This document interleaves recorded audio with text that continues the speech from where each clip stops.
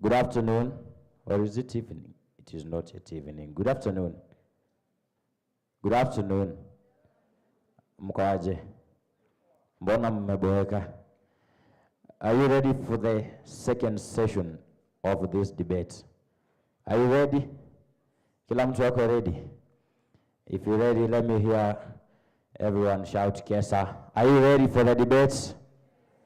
Are you ready for the debate? MKU, are you ready? MKU, are you ready for the semifinals? Kama mko ready, unasema Kesa. MKU, are you ready for the semifinals? You are ready? Hey, Chuka University. Watu wa Chuka mko wapi? Kwani mlipotea? Watu wa Chuka mlikuwa wengi. Jaramogi Oginga Odinga University, wako wapi? Siwaoni. Nilikuwa na hosts, wako wapi? UN. The University of Nairobi. Where are you? Nimeona mmoja, at least there are several. Hey, Laikipia University. All right, before I introduce the next person. So ladies and gentlemen, welcome to the afternoon session of the third edition of the National Economics Debate, where you are going to have the semi-finals and the finals of this debate. I will be your MC of this session. I am MC Flavor, and at this point, I want to urge every one of you to feel comfortable as we start off this session of this debate. So ladies and gentlemen, allow me to call on stage Mr. Kefa, the chief adjudicator, to present his team of adjudicators as we kick off the semifinals of this debate. Let us appreciate him as he comes onto the stage. Mr. Kefa.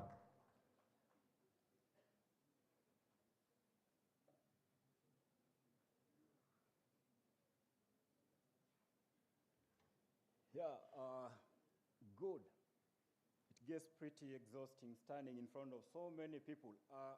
However, for this particular juncture, I'm going to invite one important person who majorly is I could say the technical guy behind this whole process, and that is going to be the tab master. But as it comes, there are 3 events that are going to run concurrently. The first 2 relate to semifinals, that is debate semifinals, and the third one is collaborative writing. So for the first semifinals, this will be the venue. The second semifinals will be in Lecture Theatre LT301. LT301 is on 3rd floor of this building. Then for collaborative writing, it will be convened in LT101. That is 1st floor. So, Tab Master, you may have the floor.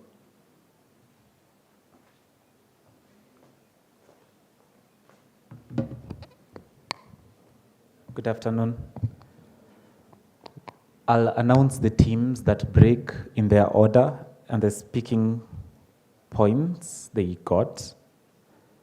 Starting from the team that breaks first, having won both of their rounds, with an average of 282 speaker points, JQuad Team A. We clap for them. Tied with them, breaking fast too, is the team from Multimedia University of Kenya, Team B, with an average of 282 speaker points. That is Fenihas and Adede. Breaking third, winning both of their rounds too, is University of Nairobi, Michael Awimbo and Ramon Joe, winning both of their rounds with an average of 275 speaker points. Breaking fourth, winning 1 round, coming second in the other, is University of Nairobi, Team B, Twain and Massive Gutsa. Clap for them. Breaking fifth, from Chuka University, Morgan and Frederick with an average of 268 points. Congratulations. Breaking sixth with an average of 279 speaker points, Jomo Kenyatta University, Team B. Breaking seventh like Kipia University, Trisha and Samson with an average of 268 speaker points. Our last breaking team, we could only break 8 teams to the semifinals, is the team from Maseno University, Team A, Faith and Dennis. The draw for that round, for the semifinals, is ready. And for all the teams that made it to the semifinals, congratulations. The draw is out. You can check your URLs. The people who will be debating in this main auditorium are University of Nairobi, Team B, Michael Awimbo and Ramonjo, JQuat, Team A, Desiree and Jeremy, Maseno University, Team A, and Multimedia University of Kenya, Team B. The judges already know the rooms they're in, so we'll clear this first 3 seats for the judges. We'll figure out where the teams will sit. Again, check your draws for your allocations. Congratulations.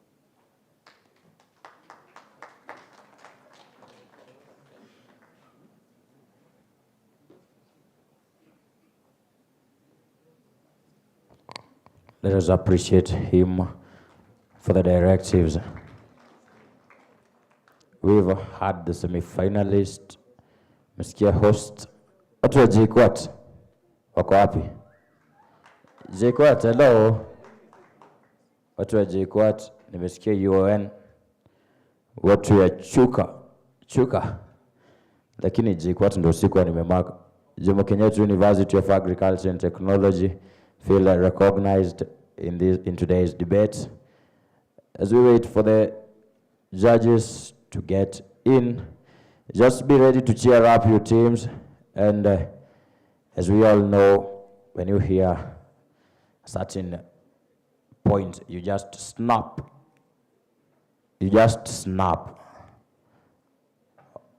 Snapping, don't clap, for the benefit of hearing what they are saying, for the benefit of the judges. So if you hear any main point you wanna appreciate, let us just snap. I see they are being set. They are going to have the temperatures rising as we get into the first round. We'll have UON Team B and JQuat Team A in this auditorium for the semifinals. Are you ready? Kila mtu wako ready for the semifinals, eh? I can see my guests are seated comfortably, waiting to experience the heat that is in this debate. Ama namna gani guest? Sindio? And also to every person from different institutions, kindly sit comfortably and wait for the teams as they get on the stage to debate on our theme, reading a sustainable education. Turn to your neighbor and give him a high five tukianza. Turn to your neighbor, mpe high five jameni. Najua kuna watu wamengoja chance ya kusalimia jirani. At least nimekupatia chance. Pia ukiona umekaa na celebrity, ukiona umekaa kando ya guest, piga selfie pia. Asai nimekupea ruhusa. Piga selfie kama umekaa kando ya Kesa President, ukiona kando ya Kesa SG, CEO, DTE Consultancy, piga selfie. Ukikaa kando ya Omar Fauz, piga selfie. Yes. As I wait for my semi-finalist, as I wait for JQuat Team A and the UON Team B to get on the stage for the first round of our semi-finals. Feel relaxed, and get ready to enjoy the heat.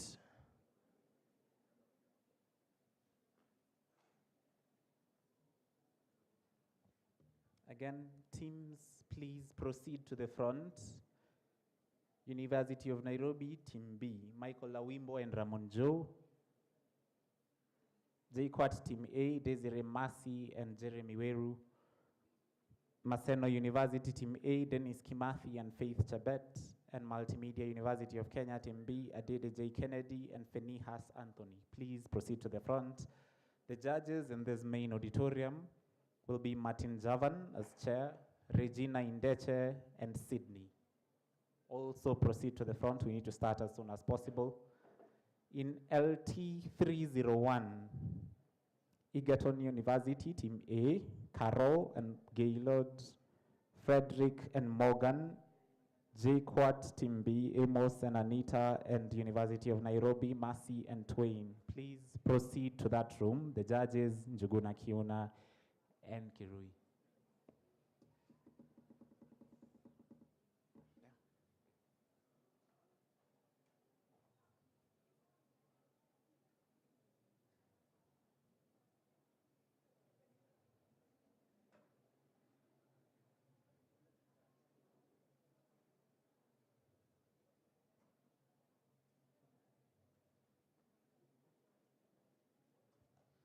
A reminder to our collaborative writers, we are using LT101.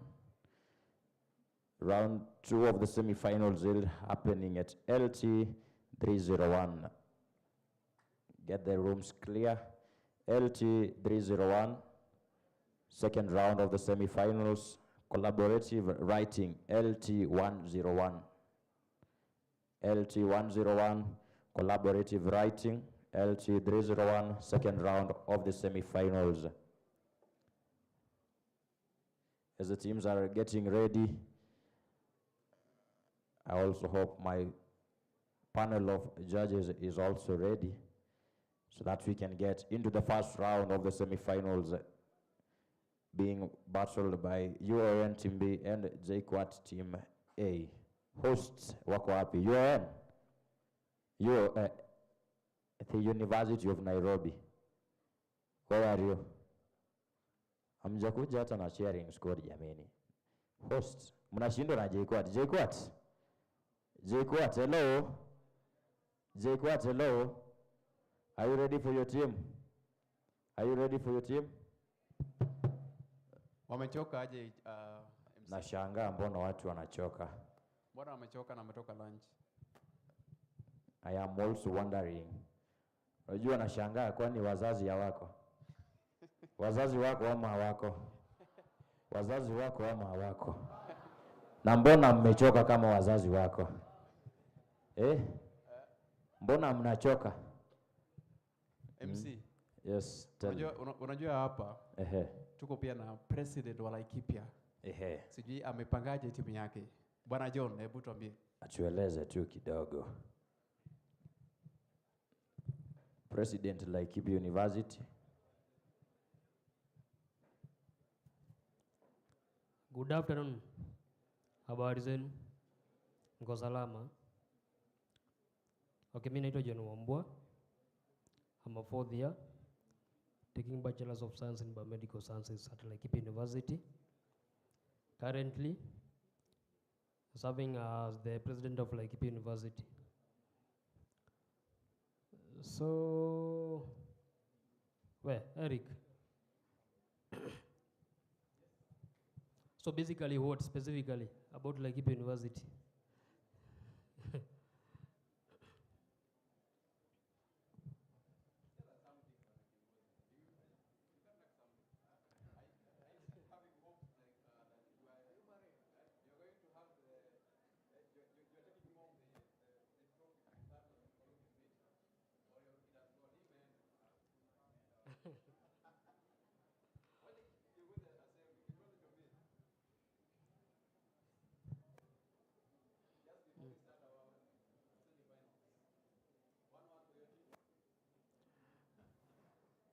Okay, basically, every person, it's a wish of each and every person. You just, or you wish your team to be the best.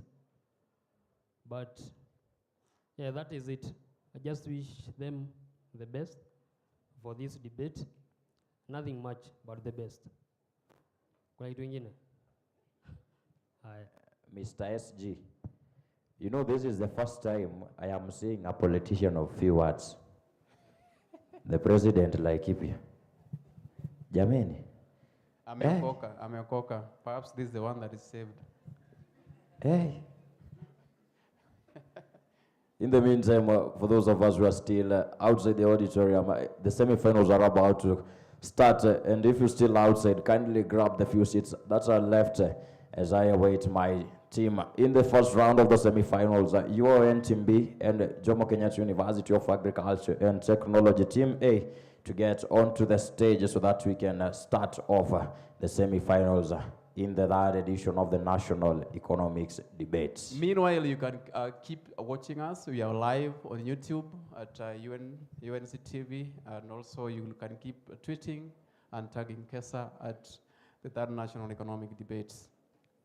Vile unakumbuka nimwambia piga selfie na jirani Piga selfie. Sasa hiyo selfie umepiga. Piga selfie na jirani na uweze kupost pale. Kesa. Kwa maana hizi gift hampers zote zinafaa zibaki hapa leo. Sasa wewe post tu. Ukisha post tag Kesa. Ukisha tag Icon Scholar, tag UON. Yule mwenye anafanya trend. Mimi najua Super SG hawezi kosa gift hapa moja my friends. Ama namna gani SG? Gift ziko nyingi hapa. Ona hizi kwanza hapo. Ni mingi. Hata haziwezi kuisha. Haziwezi kuisha leo. Yes, lakini unajua tunajua maneno haya si mageni jijini. Anyways, ladies and gentlemen, it is about time we get into the first round of the semifinals. I'm still waiting for UON Team B and JQuat Team A to get onto stage for the first round of the semifinals. So, for those of us who are still outside, kama ujaingia MC auditorium. Yes, my Super SG. Predictions. Yes. Kwa faida ya mwekezaji, wekea JQuat kichwa.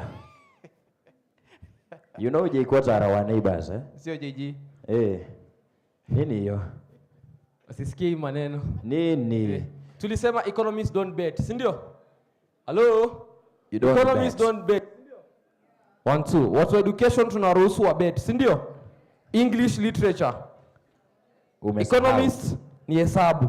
Predictions right. Eka pesa. Kaa pale. Yes. So which team? UON B. D. UON Team B. A, B, C, D. UON B. JQuat A. JQuat Team A. JQuat tunawaita kwa mara 5 before we decide otherwise because of time. Tafadhali, some of us are going.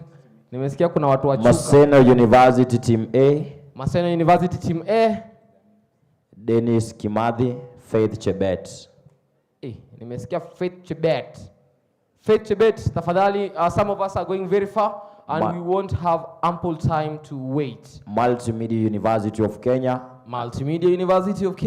Adede J. Kennedy. Fenny has Anthony Omondi. Asante. Bio. Judges, are you ready? We want to kick start. To the others going to LT 301, please head there as fast as possible. Samson and Trisha are in opening government.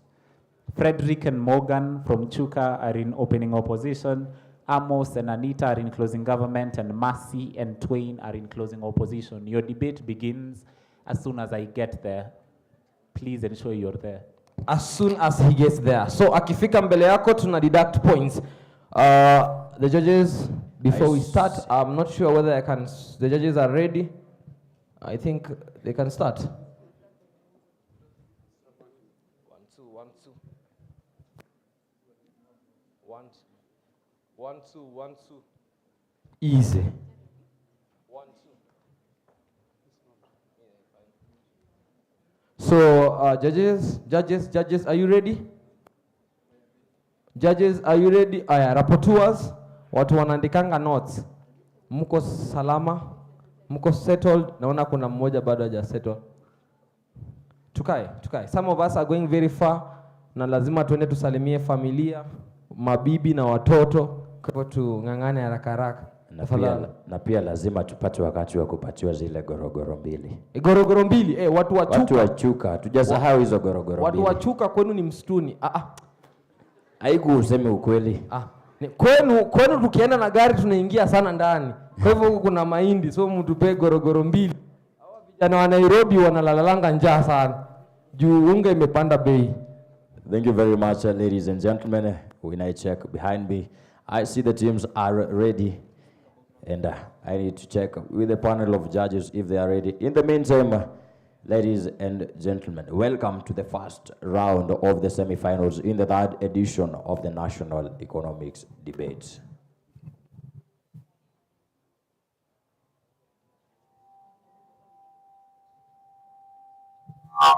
Oh, sorry, we are waiting for the judges to settle. Tafadhali judges, the judges are located to this room. Tafadhali, we wanna see you. Judges, tafadhali. Ni nyinyi tu tunangoja. Sisi hatuna mambo mingi.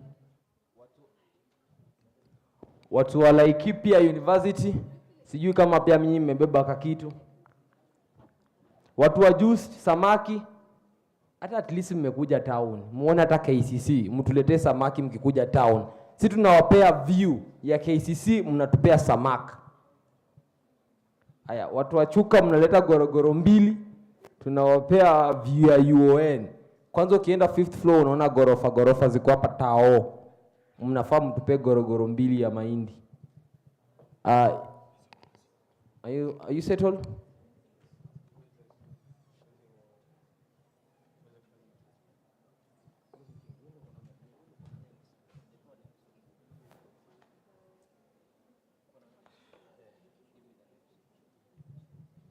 I'm told the team is not complete. Sijui closing team iko. Hata nyinyi closing team iko? Ninyi hii ni maneno gani? Haki ya Mungu hii ni maneno gani? Please open for us the list. Tumepoteza dakika 5 so far.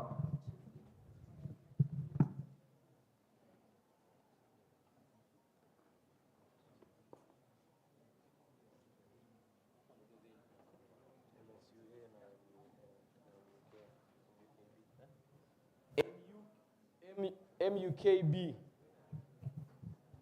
Hii ni ya wapi? MSUA. It is Multimedia University of Kenya. MSU. MUK.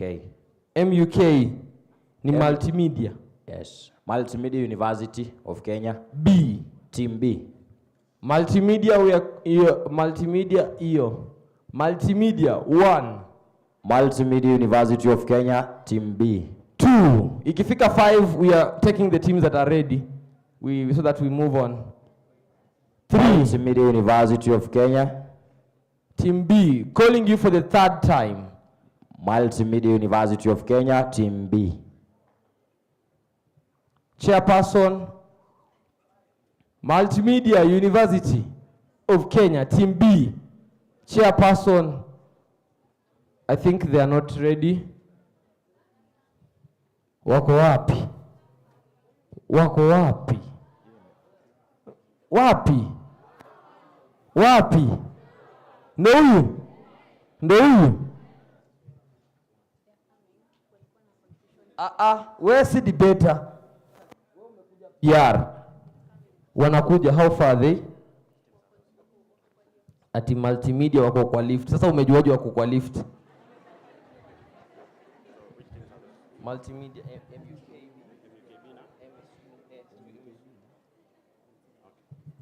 MSUA. Hawa ni wa wapi? MSU. Jamaa ya samaki na omena. Maseno University, Team A. Calling you for the first time. Maseno University, Team A. Calling you for the second time. Judges, I suggest you can deduct 5 points at the next time know how to keep time. Maseno University, Team A. In the event that a team has broken and is failing to show up, what we simply do is take the team that was following them. The last opportunity for those teams to come forward.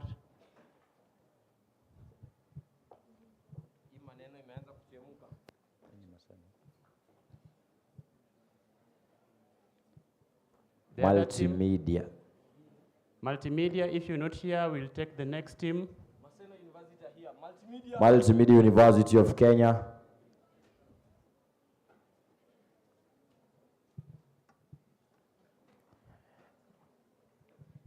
In the meantime, ladies and gentlemen, tag along your friends who are still outside and tell them to get into the auditorium and grab the few seats remaining as we get into the first round of the semifinals. Tag your friends who are still outside and get ready. Multimedia University of Kenya. They are here.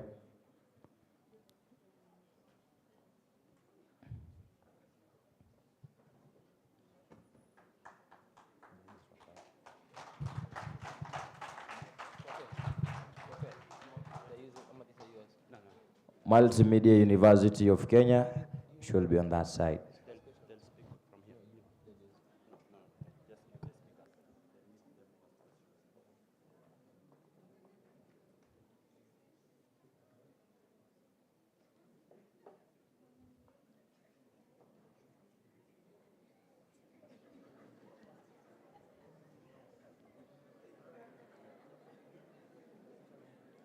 At this point, ladies and gentlemen, I see all teams are ready, and the panel of judges is ready.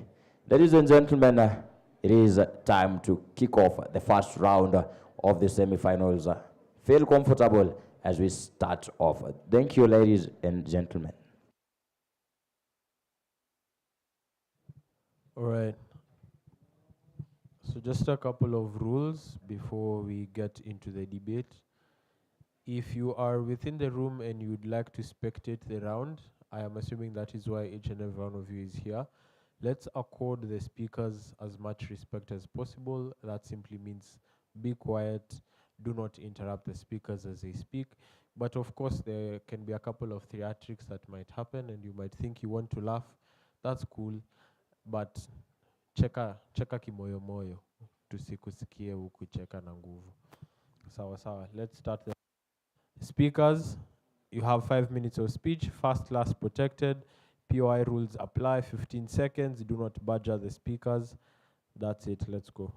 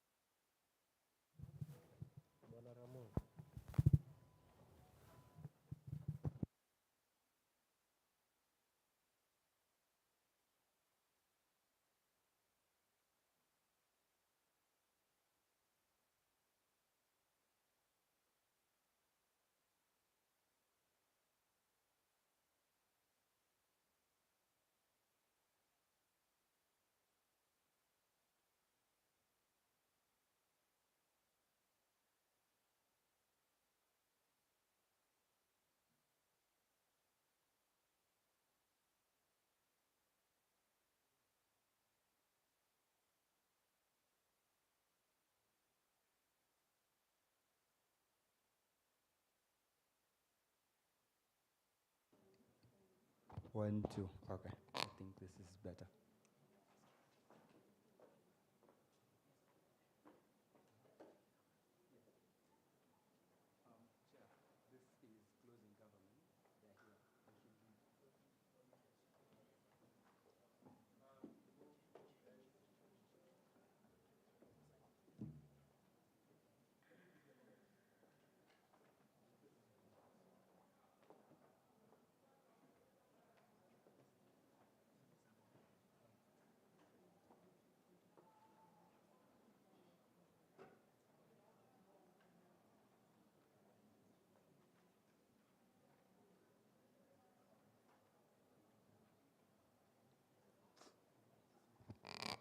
Okay, think we can begin.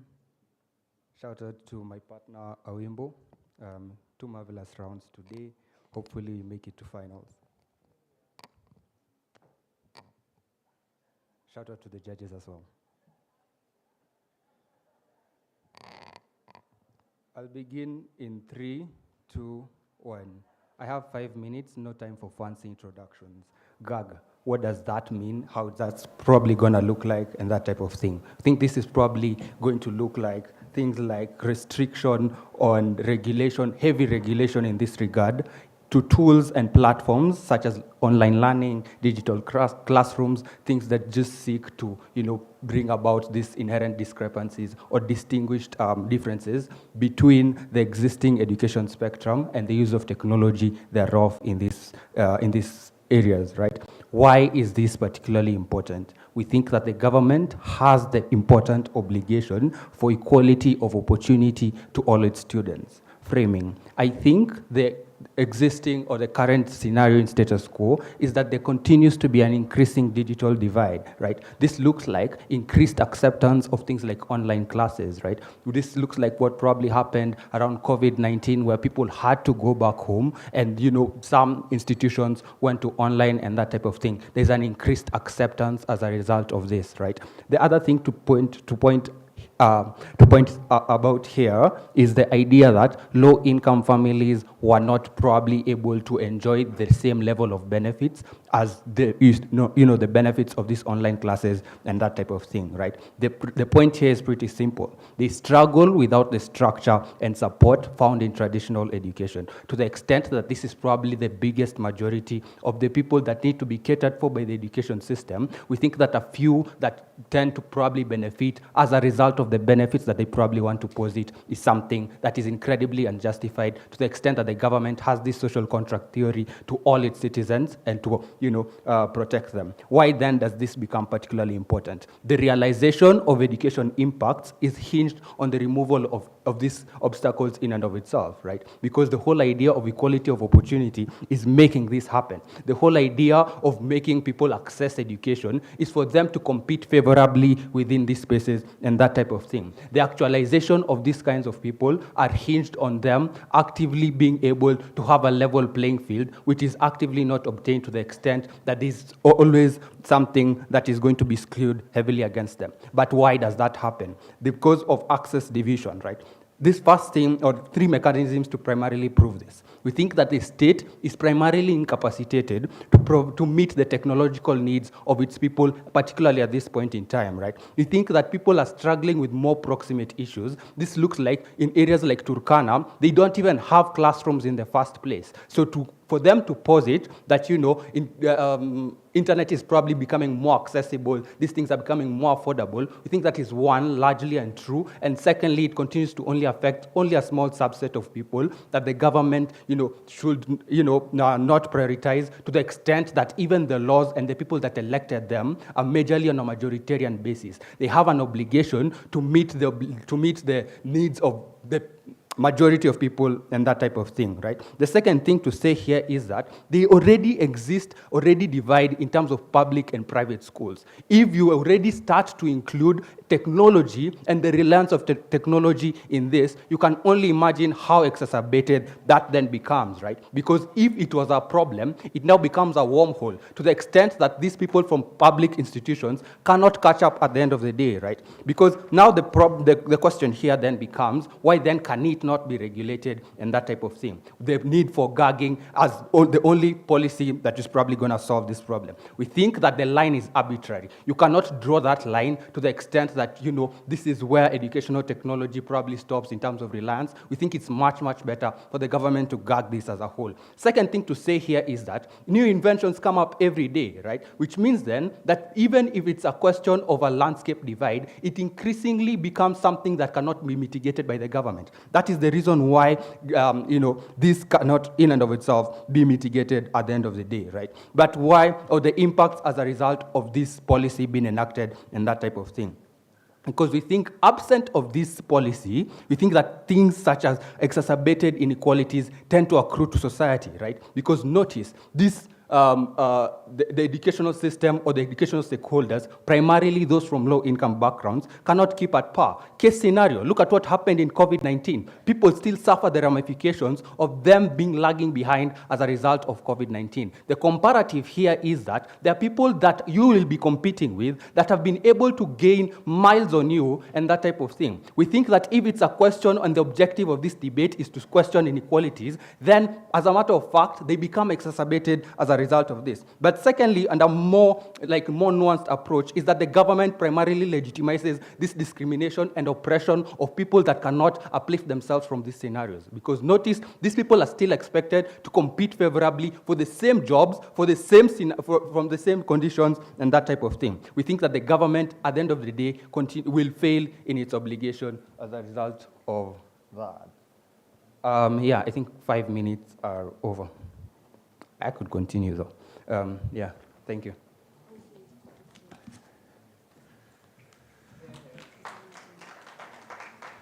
Guys, let's try and maintain order within the debate room. I'd like to request closing opposition to not make that move again.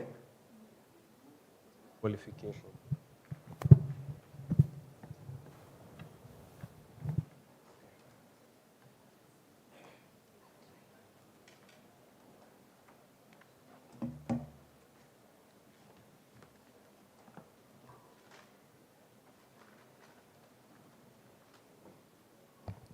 Okay. Shout out to the opening government. I never saw myself debating with Ramon and Awimbo. So for that, shout out to you. And shout out to my partner for carrying us through this far. So I'll begin my speech in 3, 2, 1. I think panel, what Ramon tried, or rather a picture that Ramon tries to paint to you, in as much as a student exists in Turkana, it's fine for them to just exist without interacting with technology as a whole, right? Because, okay, these areas are marginalized, these areas lack access to internet and those things. So for them, they believe that it's right completely for them to just exist in a vacuum and do not know how the outside world looks like. We think that that's a big of a harm for people who, first of all, exist in a country or rather in a society that is fast-paced, that we need to actually adapt to modern problems with modern solutions. So by and large, in as much as they are defending that, okay, that the likelihood of these people to interact with the internet is really low, we believe that actually these people will at some point interact with the internet. So largely, if you're going to gag educational technology, we believe that you're actually tying a bottleneck around their progress when it comes to even solving problems to themselves, right? So what are we going to run as side of opening opposition? The first thing that you're going to run is that profiliation. Actually, introduction leads to profiliation. What does this then mean? Look at how calculators were introduced. This is actually the simplest examples of educational technology, right? So if a calculator was it was built from an abacus material, and it was able to be what it is right now today, and reach the farthest of depths in Africa, being the third world continent. We believe then that actually technology has this potential. Look at how AI is existing in abroad and even in third world countries. You will have thought that China is the only country that would have had AI and its advancing technologies, but you can actually see advancements of this form of technology. Then we think then that actually profiliation will entirely exist in status quo. So even if that they're gonna run Mandela will not have any form of advancements, we think then that it's still going to reach in the depths of what's it called? In the depths of the environment, by and large, anything. I think I'll take any POI from opening. Okay, cool. So what's the impact of this? We believe that the least amount of harm is better than actually exacerbating the harm. Because if you're denying marginalized people from leveling the playing field, we think that that's a big of a risk in comparison to leveling the amount of harm that could exist if these people do not have forms of technology that will actually advance their life in general, right? So think about this. People in these marginalized communities are the ones who are being granted scholarship opportunities. So if you say Wings to Fly comes to you, say a slum in Kenya, right? Or in Nairobi rather, these students, if you are gagging this educational technology based off the fact that maybe they do not have access to this technology. We think that even when they come to spaces where they're interacting with their peers who have been having this form of technologies, they won't know how to first of all use it to their best of advantage and also use it to benefit themselves. And also something else that we will be running as a side opening opposition is that the internet has become so big. So if you're gonna make people exist in a vacuum, then I think that's largely detrimental because, sorry.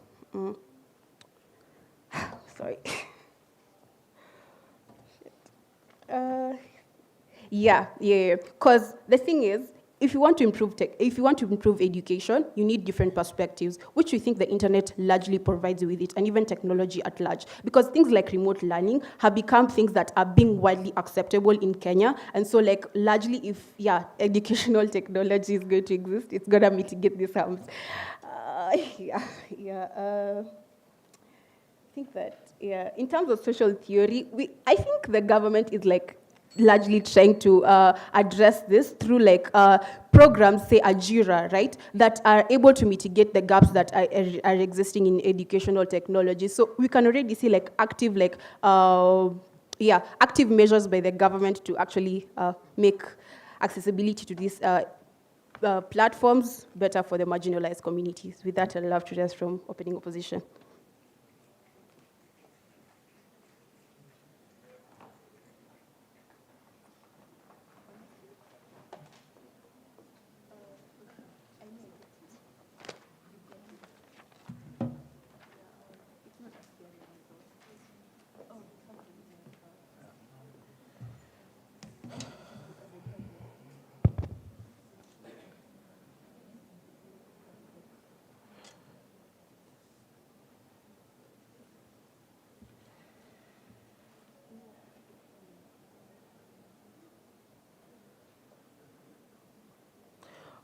All right, so I will take points of information from closing opposition. I will prioritize closing opposition for the sake of long diagonal engagement. I'll be starting my speech in 3, 2, 1. The inherent problem with opening opposition is a mismatch of the debate we are having. The debate we are having is on the premise of gagging educational technology. We are not in any way gagging the use of technology, things like internet and things like that. When they make an argument to claim that we will hinder progress on our side of the world simply because we alienate people from the internet and things like that, that premise becomes flawed because what we are doing is we are gagging the usage of this technology within these education systems. Even if we do that, these people can as well still use WhatsApp to chat with their friends. They can still engage with the world out there by watching videos on TikTok and things like that. That proves crucially why on our side of the world we don't necessarily alienate these kinds of individuals. But even if that's their argument, we already explained to you why accessibility of these things inherently is something difficult on their side of the world. We explained to you why those marginalized communities are not as developed. So for the most part, they don't have the capacity to access those things. That's the best case scenario they have. We prove they don't have access. Second argument they make is to explain why proliferation likely happens using the intuition pump of things like calculators. It's important for panel to understand the things that are being gagged in the premise of this debate are things that can be done without usage of those things. Things like Google Classrooms. We can as well have physical classes. There's no primary necessity for those things. Things like systems like SOMAs, which are used in your end to do examination and give people access to certain certain softwares and things like that. Those are things that can happen actively without, we can still have people access that kind of educational value without accessing those things. The problem here is simple. At the point in time we have such technologies existing in society and there are these marginalized communities that are disproportionately affected. They cannot access those things. It means then we increase inequality within society. The mechanism for this is simple. It means in their side of the world, people who have capacity already have an advantage, and this then means the value of education for these people is not accrued on their side of the world. That's why their side of the world is likely bad in a vast majority of instances. So you're going to get 3 extensions on my speech to prove why the idea of gagging is good. Firstly, on why we levelize competition on our side of the world. I think at the point in time we gag this educational technology, what happens is the premise of differentiating people within society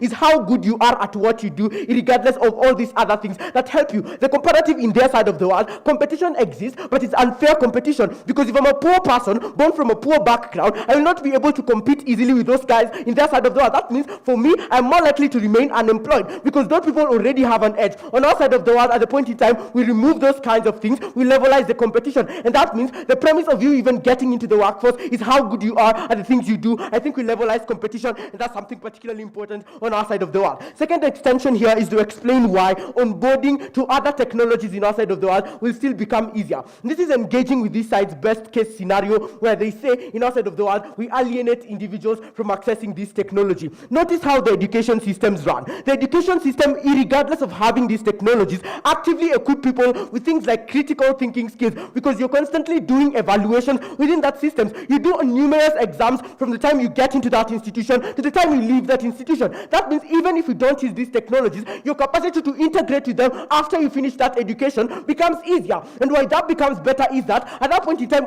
all individuals will be interacting with it at that point in time. And that means you're easier able to do those kinds of things. And this then thirdly crucially proves why we probably achieve better equality. Before I move on, I'll take your POI. Okay, cool. Okay, do you actually believe that it's the rich that who are actually enjoying the benefits of education technology? So even if you're going to do that, you're exacerbating it. Panel, understand the rich have more capacity. That means if we have education technology, they have the capacity to have better systems. And that's why my lecturer of a certain unit keeps telling us how Strathmore University students have better technologies when it comes to things like linear algebra systems. That means for me as the economics and statistics student at UON, I'm constantly disproportionately affected in comparison to that student in a vast majority of instances. I think the third extension I was going to is why we achieve better equality on our side of the world by levelizing competition and ensuring that these individuals are able to access equality of outcome. What do we prove from opening government and why do we win on those metrics? Firstly, we prove to you why we necessarily levelize competition and then allow these individuals to have a fair chance in society. But then thirdly and crucially, we prove why this idea of having this educational technology in principle is bad because it's legitimate, like it's the government legitimizing these kinds of harms towards these kinds of people. And to explain the state contract theory, the government has an obligation towards every single person within that society and to equalize opportunities of like access in a vast majority of instances, and taking such a stance becomes bad on that premise. And we also prove to you why there's always accessibility divisions in all those reasons. With all those reasons, proud to proceed to finals first from opening government. Vote opening government. I rest my case. I believe in you. I don't believe in myself. I keep saying that. Oh my God.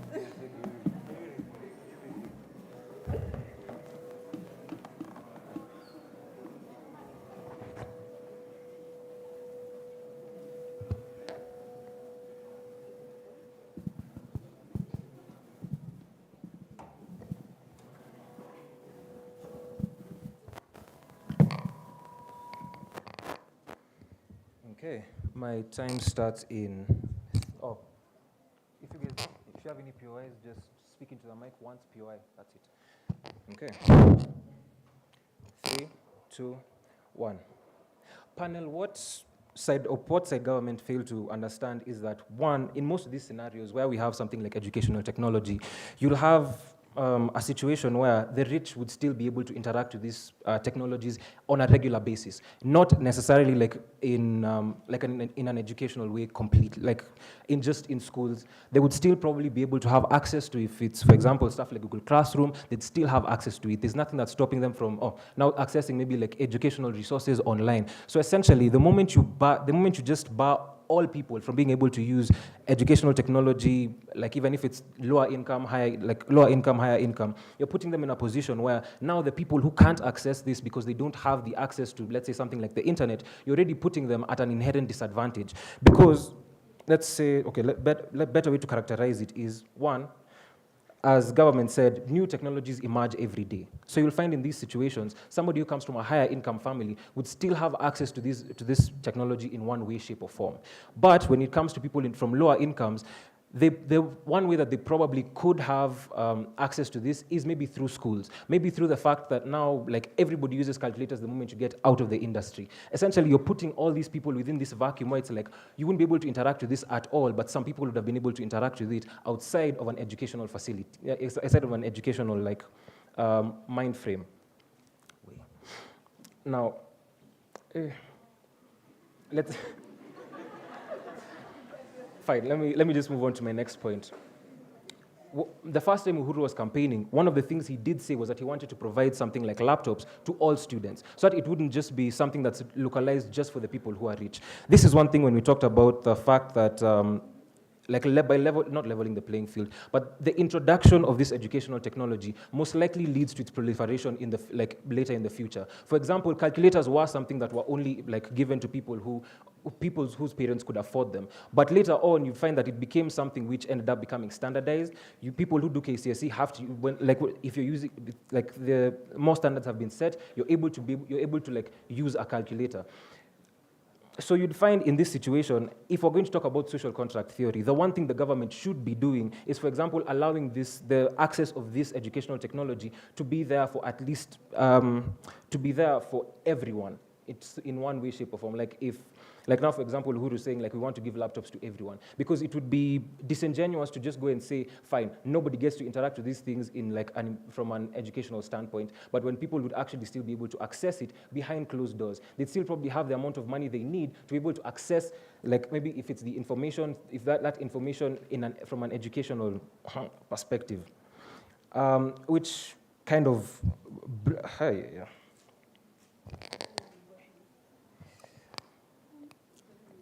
Fine. Let me move on to my next point. One thing that government did talk about was specifically when it came to something like Google Classroom, or something like Google Classroom, especially when it started taking off. That's a time like COVID. So in this situation, something like COVID, students couldn't meet in physical classes. That wasn't something that they were able to do. The fact that this allows them, this still allows these things to be used, for example, during states of emergency, for example, regardless of whatever situation there is, even just because of the existence of some of these educational technologies, it allows people to still be able to have access to information. Access to information. Then the next is probably greater access to this kind of information through the use of something like remote learning or long distance learning. You'll have a situation where maybe some students aren't able to access this information directly through classrooms. The fact that educational technology is actually able to at least give them some sort of means to be able to access this information and to further their education in more ways than just interacting with the only things, with stuff that you have in your classrooms. That is my time. Thank you.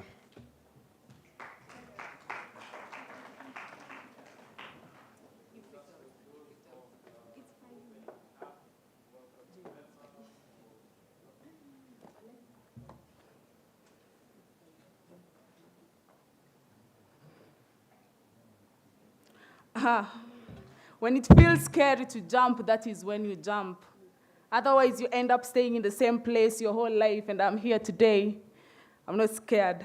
I love the words of one scholar, Albert Einstein. He said, when we all think alike, no one thinks very much.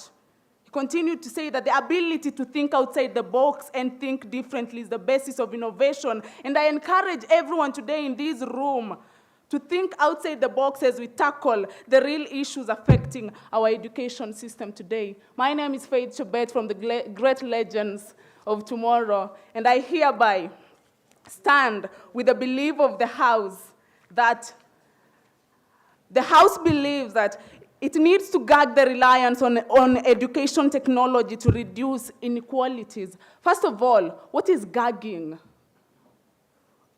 In simple terms, it means to suppress, prevent, to shut or silence something.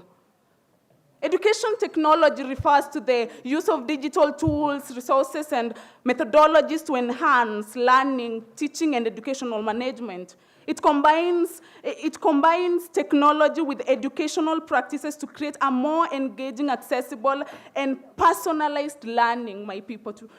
And I'm here to tell you that if this continues today, it's not everyone that's going to access this kind of education in Kenya. Let's think outside the box and think about other people. Let's not think within our riches. Those people who can afford it and those that cannot afford, let's think about them. On to my first point, which is about digital divide. Many students, especially in rural areas, lack access to necessary devices and reliable internet.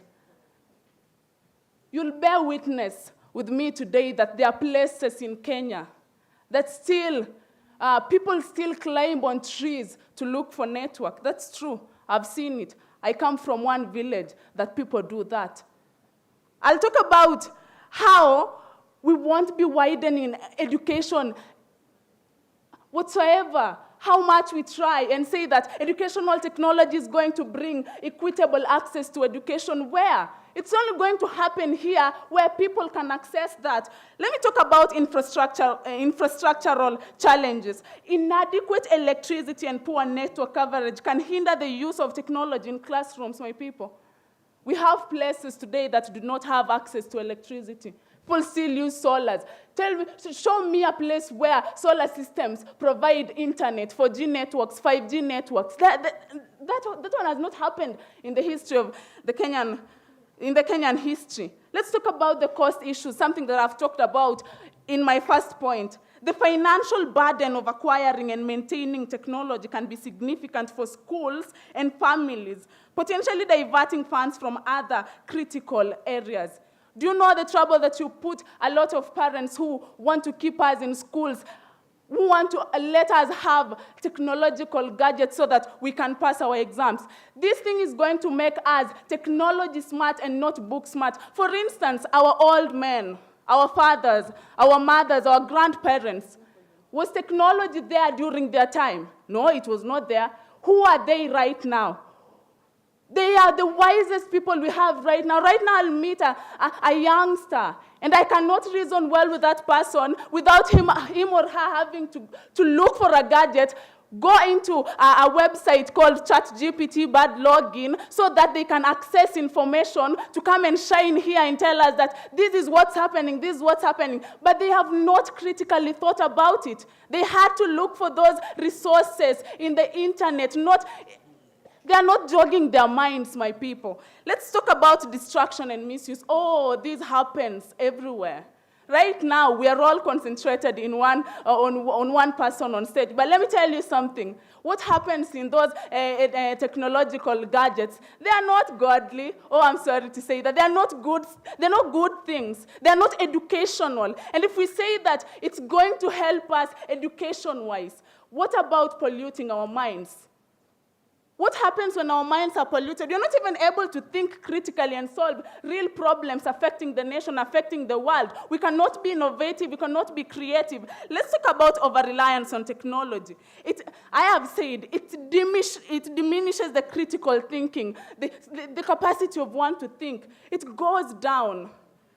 My people in the house today, let's take, for instance, I have said about our parents not having the privilege to use those gadgets, and where they are today is so amazing, my people. Let's talk about university students having to get killed simply because they were distracted and had to enter social media, Instagram, Twitter, and had to look for something to pass time, and the worst happens. We've heard of girls dying. We've heard of, simply because they had to over-rely on it so much. And thank you so much. I rest my case.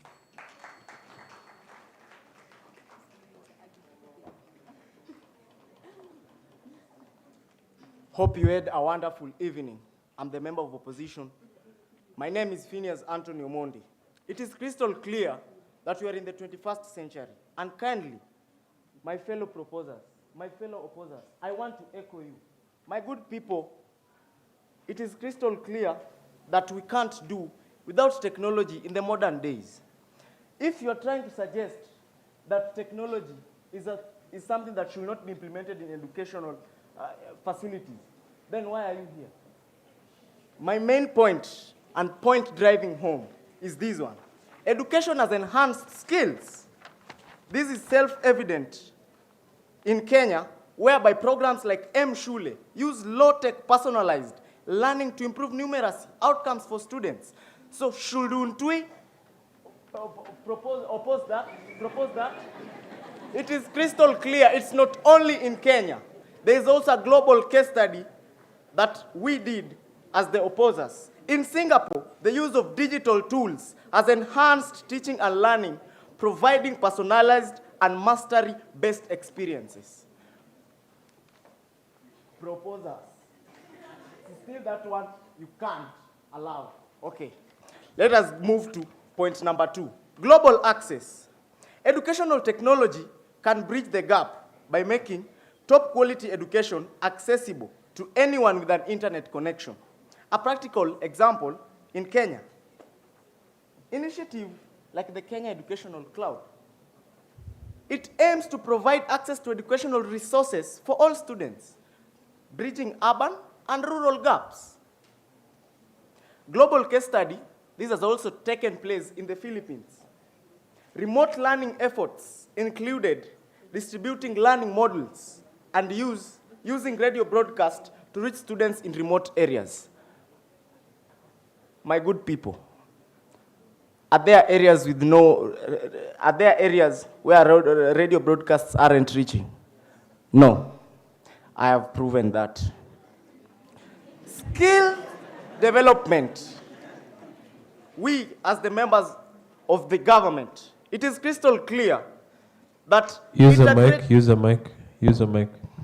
We, members in the government, it is crystal clear that skill development has been implemented by technology, integrating technology in education, which prepares students for a digital world. Use the mic wisely. Okay. Point should be driven home, kindly. A practical example is integrating technology in education, which helps the Kenyan students develop digital skills essential for modern workforce. Not only in Kenya, it has happened also in other parts of the world. Like in the United States, schools have implemented coding and robotics program to prepare students for tech-driven careers, emphasizing digital literacy. Okay, point number 5, that the proposers should kindly run away from your motion. Adaptive learning. Technology enables adaptive learning methods such as tailoring educational experience to individual students' strengths and weaknesses. A pretty example is the Oprah Foundation in Kenya that is designing technology-supported personalized learning platforms to improve outcomes. Obvious, it has also happened in some other parts of the world. One of the places is in Singapore. Adaptive learning technologies are used to tailor educational experiences, helping reducing learning inequalities. My fellow proposers, kindly join us. I rest my case.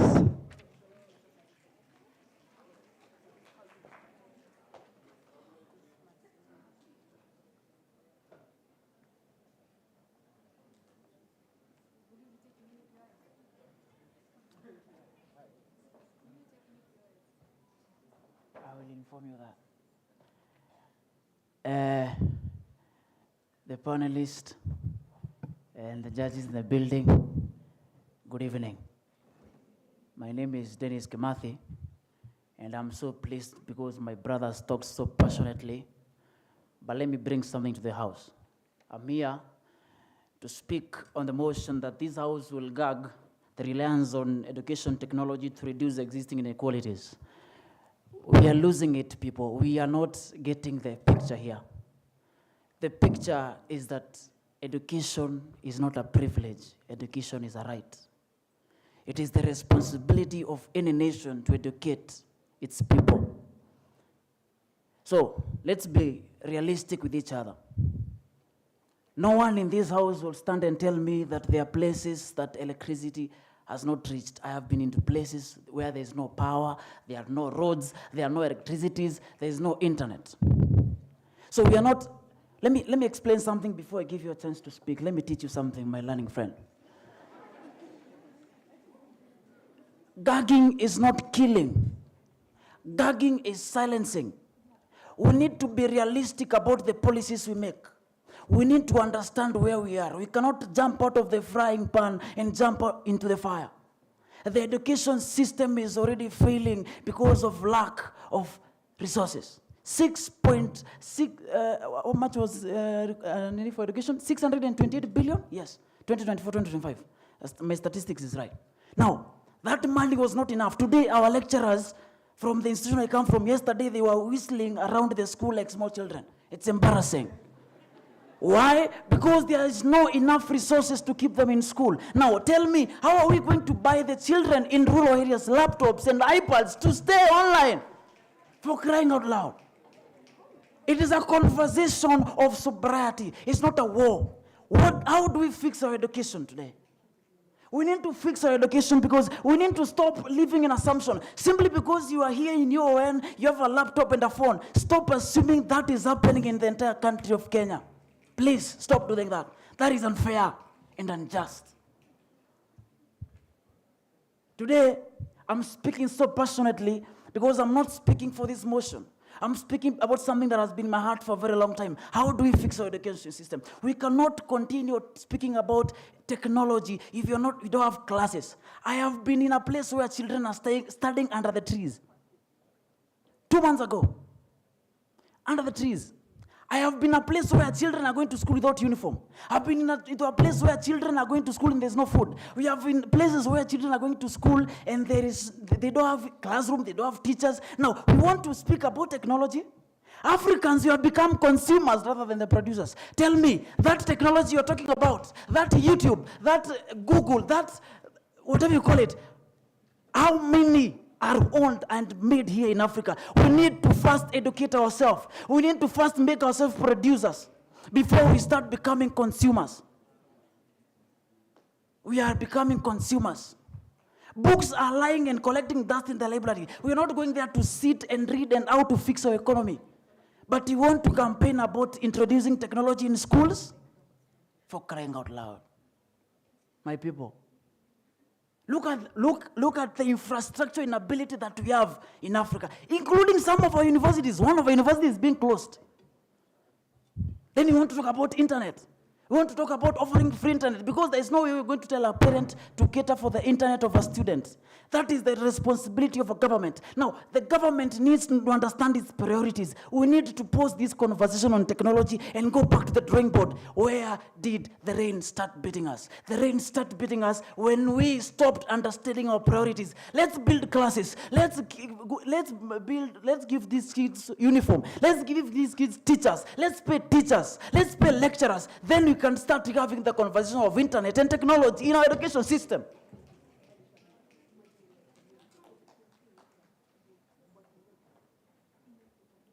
Hello?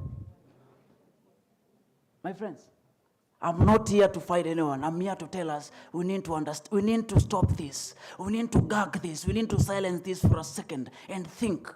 Our students have become copy-pasters. We copy exams because you have prioritized grades more than knowledge. We are copying this and selling to the other. I happened to be in a panel where we were vetting a few friends and they were supposed to be sending application, what do you call them? Application letters, but online. And I read one of them and he forgot to take out of those brackets that AI uses, you know? And I was like, is this the nation we are building? Is this the direction we want the technology to take? We need to equip ourselves. We need to be ready for this task called technology. It's a heavy one. We need to be ready for it. We need to prepare structurally, infrastructurally, by finances, and all means. Then we can have that conversation. I rest my case.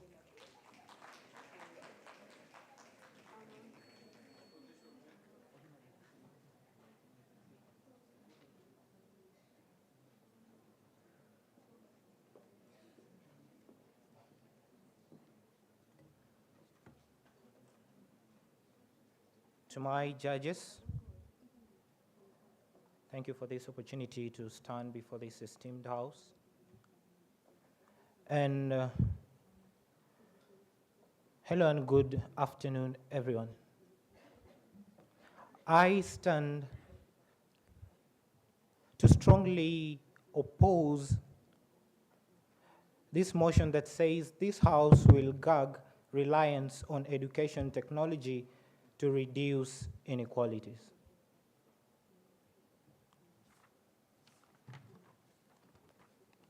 We have heard from the government side that physical education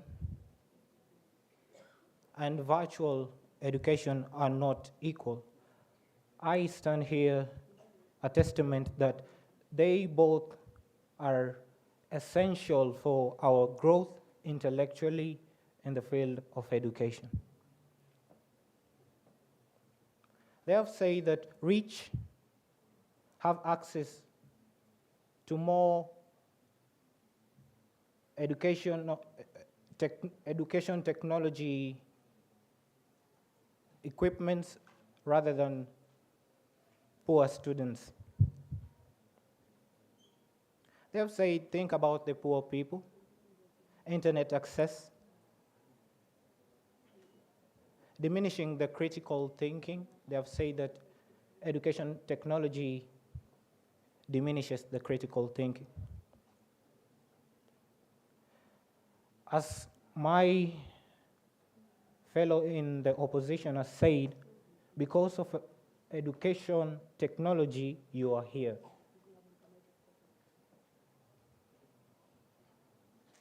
I stand here to say that global access is one of the benefits of education technology. Skills development, which has been illustrated by the integrating technology in education, helps Kenyan students develop digital skills essential for modern workforce.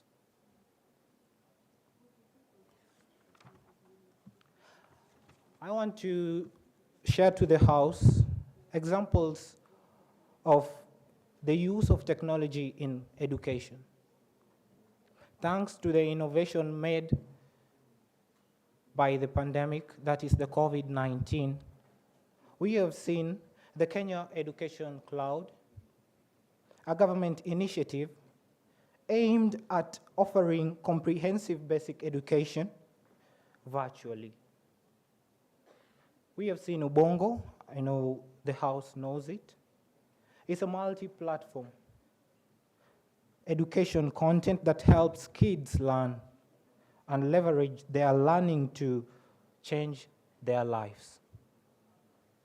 We have seen Eneza Education, a mobile app, a phone-based platform for students and teachers to access the use of learning materials. We have seen Elimu,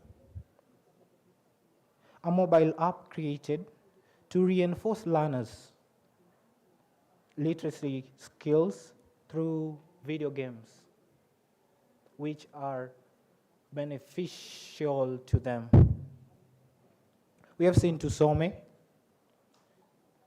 a national literacy program which uses digitized teaching materials and tablet-enabled feedback system.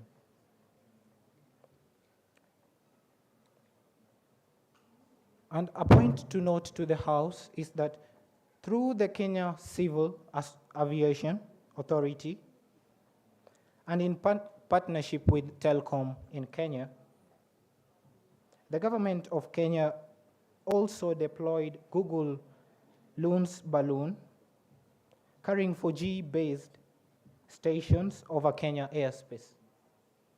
These are noble measures designed to make sure that no student is left behind.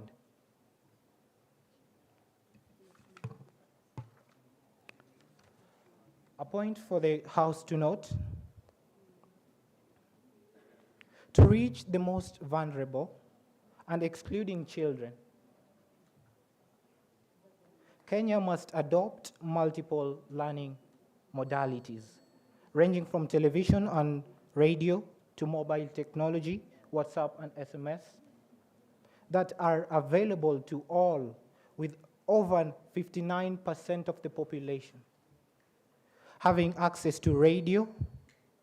It will be possible to reach learners left behind by new technology if lessons are provided through this medium. This I say because just a slide, everything is progressive. And so I urge my members in the government to kindly join us to oppose this motion. Education technology is important to all of us. Thank you. Thank you very much, speakers, for that amazing debate. The judges will step out to deliberate, cross over, shake hands, smile at each other. It was a good game.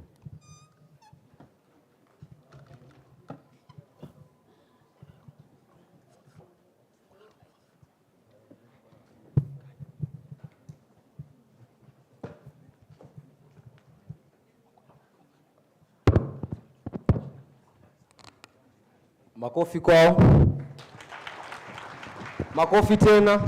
Makofi tena. I suggest next time we do less speeches and then we focus on the real meat, which is this, right? We agree? Comrades, we said comrades are right. We agree? Aya, wenye wanasema next time speeches ziishe na chief guest alafu tuingie tuone mambo ikiwa live. Mikono juu. Sasa mambo ya speeches, Madam President, mambo ya speeches ni kama next time itapungua kidogo. Comrades wanataka kuona live meet. As we wait for the judges to come back and give us the names of those who will be going for the finals, allow me award two of our guests who participated in the panel. We want to appreciate the Institute of Economic Affairs. These guys have been critical, not to me and Kesa, but also to one and only Moses Mushiro Mwangi. So, ladies and gentlemen, allow me start with Emmanuel. Please, Emmanuel, come forward and receive a small gift from us. I know it's not worth the time, but we say thank you. Makofi kwa Emmanuel, tafadhali. Moses, please come forward. Marion, please give Emmanuel something small to say thank you for your time. We are happy and we were happy to have you. Looking forward to interacting with you more. Ngoja niibe hii kamera. Ni picha.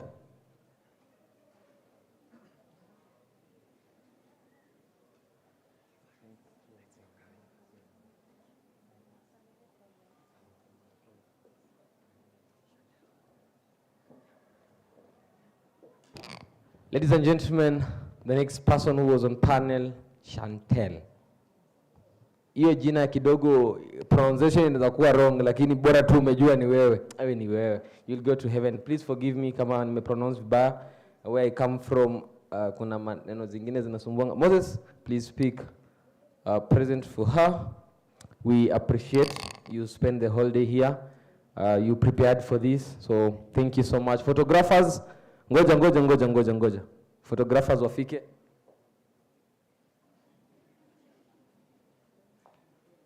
Thank you so much. These are guys from Institute of Economic Affairs. We are willing to come to your offices if you call us.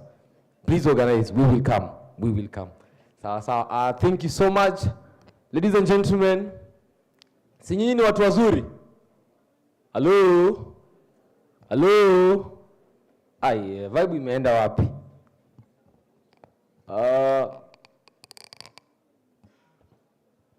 So, ladies and gentlemen, we had 4 teams. Kidogo mambo inaenda kuchemuka. We'll be coming here for the last round, which will be taking 10 minutes at most. So once our judges come back, we'll be having 10 minutes ya kufunga kazi. So I'm not sure which team wins, but to whichever the team that wins, we agreed I belong to you, right? If JKUAT wins, I belong to JKUAT. If Laikipia wins, I am a Laikipia student. If Kabarak wins, pia mimi nitakuwa wa Kabarak. Bora tu kuna zawadi na kama shule inaweka party, please count me in. Ladies and gentlemen, I want to bring back the MC of the day, Mimi niende niangalie iwapo matokeo yatatoka baada ya dakika ngapi, ndio tuendelee na maneno. Si namna hiyo? Asanteni. Yes, and that was the first round of the semifinals in the auditorium. The second round, I guess it's over, and now we're about to get the winners. We're going to proceed to the finals. And remember, we are friends of JKUAT since 2004. Friends of JKUAT since 2004. What were Thika Road, MKU, KU, JKUAT. Friends of JKUAT since 2004. What were you in? As we await the finals and the results of the winners in both the semi-finals, let us keep waiting and also call your friends. It is about to get hotter. Oh, umeona tu vile watu wanaongea haraka. Si umeona? Don't try that at home. Don't try that with your girlfriend or boyfriend. Ukijaribu hiyo, jameni, ukijaribu hiyo, mambo haitakuwa mzuri. Anyways, ladies and gentlemen, for those of us who are getting out, kindly make sure you come back. Hata kama najua watu wa Jaramogi Oginga Odinga waliwachwa wameset net, wanafaa kuenda kuangalia kama iko na samaki. But let us kindly remain in the auditorium for the finals of these debates. And I know, mimi tu naomba tu huyo mtu wa kuongea haraka arudi. Ama aje. Shida ni ati sisi si friends wao. Sisi ni friends wa JKUAT since 2004.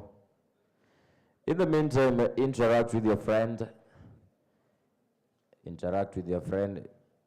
Jua mtu wa Lakeside. Jua mtu wa Chuka. And also remember, this is the third edition courtesy of Kesa.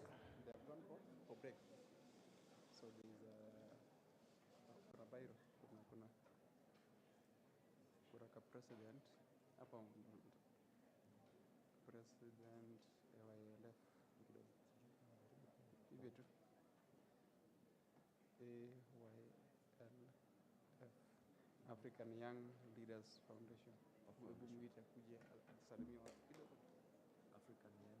Leaders Foundation. President African Young Leaders Foundation. Yes, as we wait for the judges to make their ways out and get the winner in the semi-finals, at this point, I am told and cognizant that in our presence is the President, African Young Leaders Foundation, President AYLF. President AYLF. President AYLF. Let us appreciate him as he comes to make a keynote address.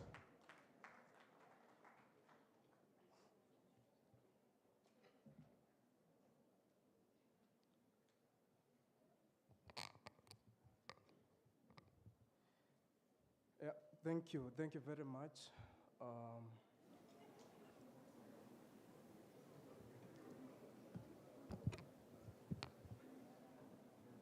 Thank you very much, Kesa, for organizing this. We greatly appreciate as African Young Leaders Foundation, that is AYLF. Those of us are not in the know of AYLF. Is an organization that focuses on young people and commits to empower them into societal, community development initiatives. And we are based in 33 countries right now in Africa, and Kenya being one of them. Here I serve here in Kenya as the national president. And I believe with such initiatives like KESA, we can be able to have so much. Please allow me to pass the regards of our CEO and founder. He's called James Apoleku. He really wished to be here as well, but he shared his regards. Please allow me to share a message that he sent me with, and I believe we'll have everything learned.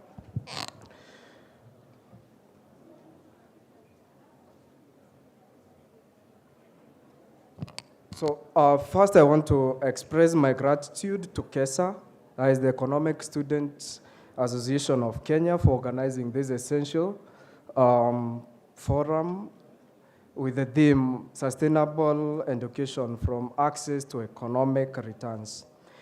And basically, there's that regard on education that was very key for us to share about what we can be able to share with you. And in Kenya, education is key, even as our debaters here have said, as a driver of social and economic mobility. So we know there's so many challenges that we are facing here in Kenya that we're trying to address as an organization as well. And at AYLF, we share so much with KESA, that is the commitment of sustainable education and economic opportunity.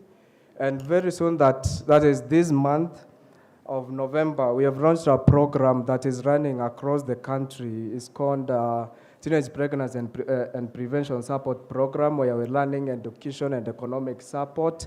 We'll be in Moranga. Those people who come from Moranga, you can check up with me and my other members. Those people who come from Kilifi as well. Those people who come from Meru County. Those people who come from Homa Bay, Busia, Garissa, and Narok as well. You can also check up with me. So I believe with that way, we will be able to work together with everyone who is over here. And also we do also leadership trainings and leadership mentorship. And to be a member of AYLF, you can just visit our website. That is aylffoundation.net. And you will be able to see the membership tab over there. And then you can register to be a member. And then you can get your certificate and so many other benefits that we will be able to offer to all our members. So with that much said, thank you so much. I greatly appreciate for the invite, and we look forward to further engagement. Thank you very much. Asanteni sana. Ladies and gentlemen, I want to take this opportunity. Wapi makofi kwake? Moja, mbili, tatu. Asante. Ladies and gentlemen, I want to take this opportunity to bring on stage Hilary Matano. Hilary Matano is going to read to us the team that will be proceeding to the nationals, to the finals, to the finals. Ladies and gentlemen, after Sir Hilary Matano is done, I will be bringing to you the trophies and medals for our winners. Wapi makofi ya Hilary Matano tafadhali?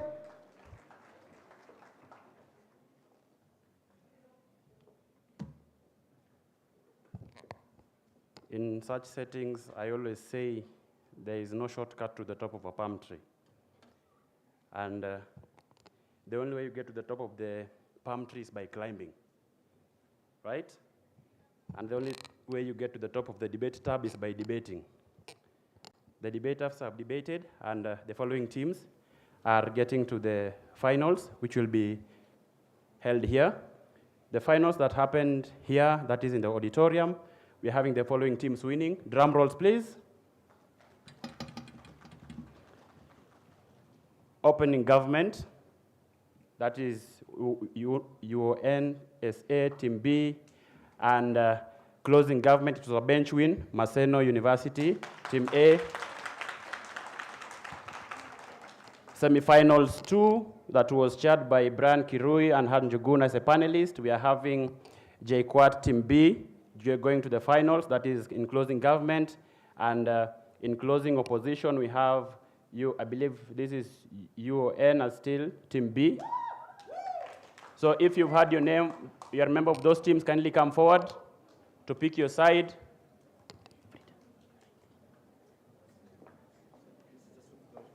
Yeah? This is J Quad Team B. And then there's Unicorn B. This is the name of the team. Unicorn B? Yes, UNC Con B. Is that UN? Yeah. So Unicorn B? Unicorn B.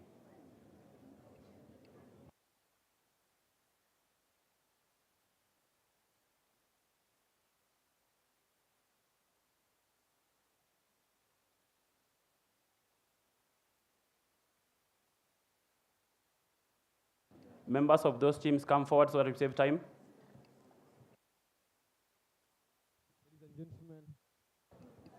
Ladies and gentlemen, Yonsa B Maseno A.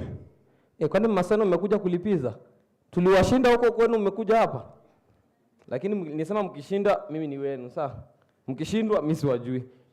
JQuat B UN Con B. Right? Okay, we want to bring trophies.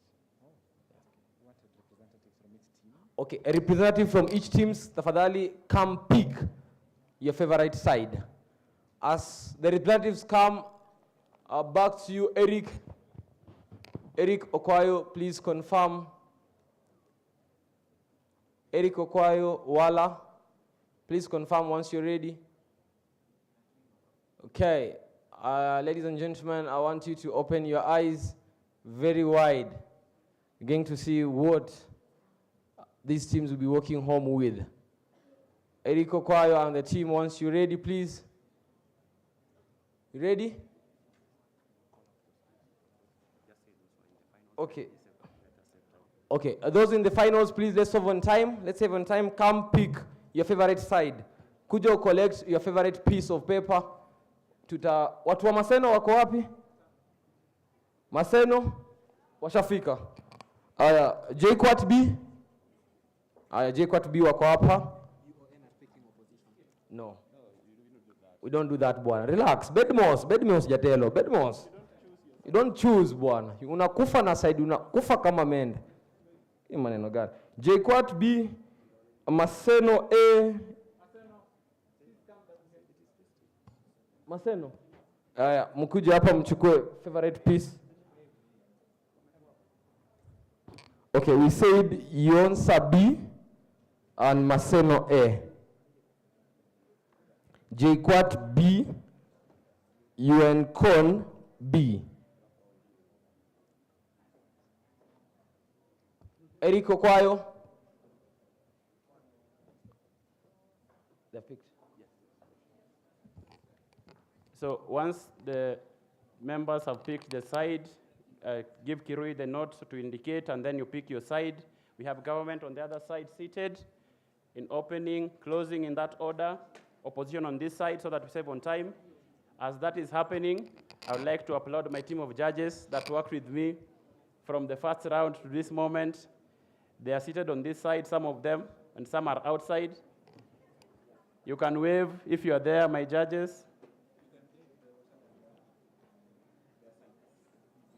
Okay. Thank you so much. As they pick sides.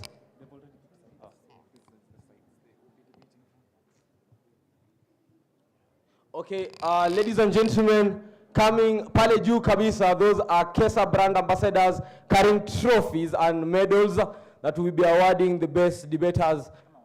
Msimame kwanza, mlete hizo vitu vizuri. Are you ready? Are you ready? Lete vitu sasa. Those are some of the trophies. I believe that's given to position 1. And then I believe the second one is given to position 2, if I'm not wrong. And the third one is given to position 3. I can see some gold medals zikishuka pole pale. Naona pia bronze na diamond. Sasa sijui kama ni diamond zile zingine, lakini sijui kama ni legit, lakini Kesa is a legit organization. So I believe those trophies are the best you can ever find anywhere in this continent. Ladies and gentlemen, vitu zinakuja na ustaarabu. Sasa shida ni eti tukuje hapa tushindwe, tubebe na tusipewe. So thank you so much, Hillary. Back to you as they arrange them. Sasa one venye utawapanga pale.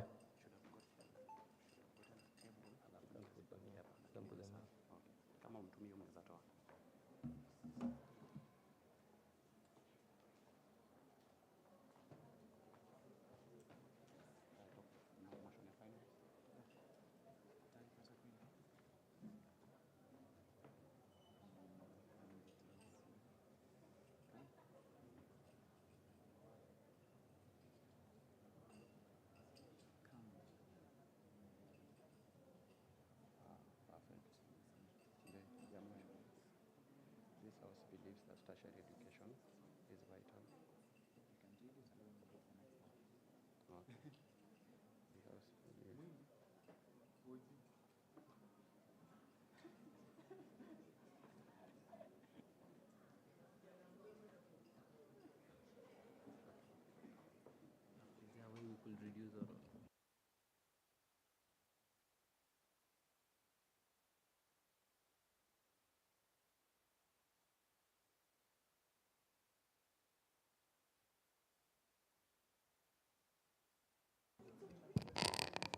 Shida ni kukosa na upige picha na bado usipate. Ni sawa basi. Photographers, fanyeni justice. Shida ni upige picha, upost na usipate. Lakini tutasherekea.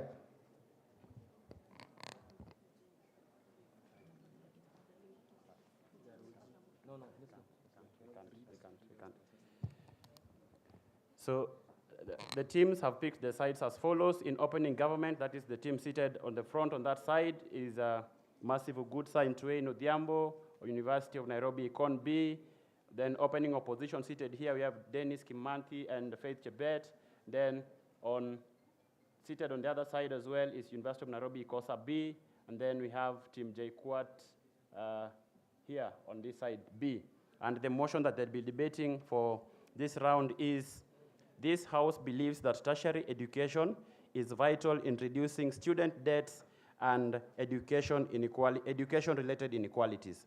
This House believes that tertiary education is vital in reducing student debts and education-related inequalities.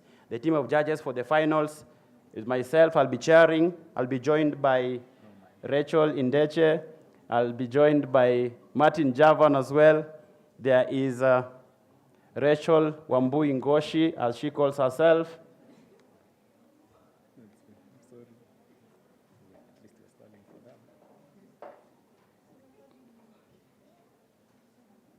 And having gotten to the finals, the debaters have refined their craft, and we'd appreciate if they use 4 minutes to speak. The surprise that they are showing you is to Niyakuficha White and Maika Muhwana, if I pronounce it right. So debaters, I hope we are set. Prime Minister, judges, you can take up the second row. Brian Muindi as well. Yeah? Oh, yeah.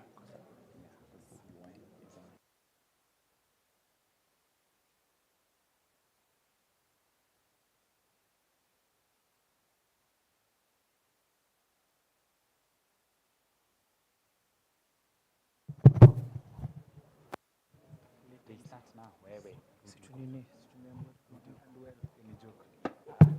Muindi, you're not in this panel?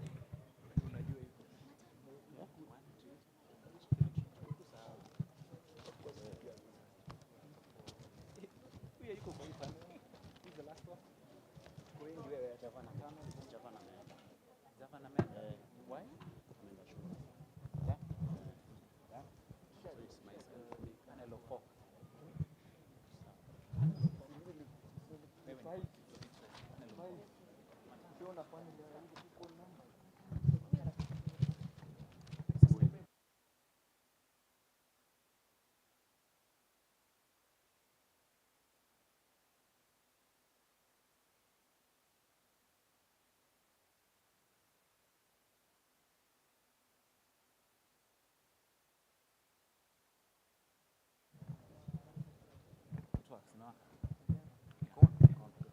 Prime Minister.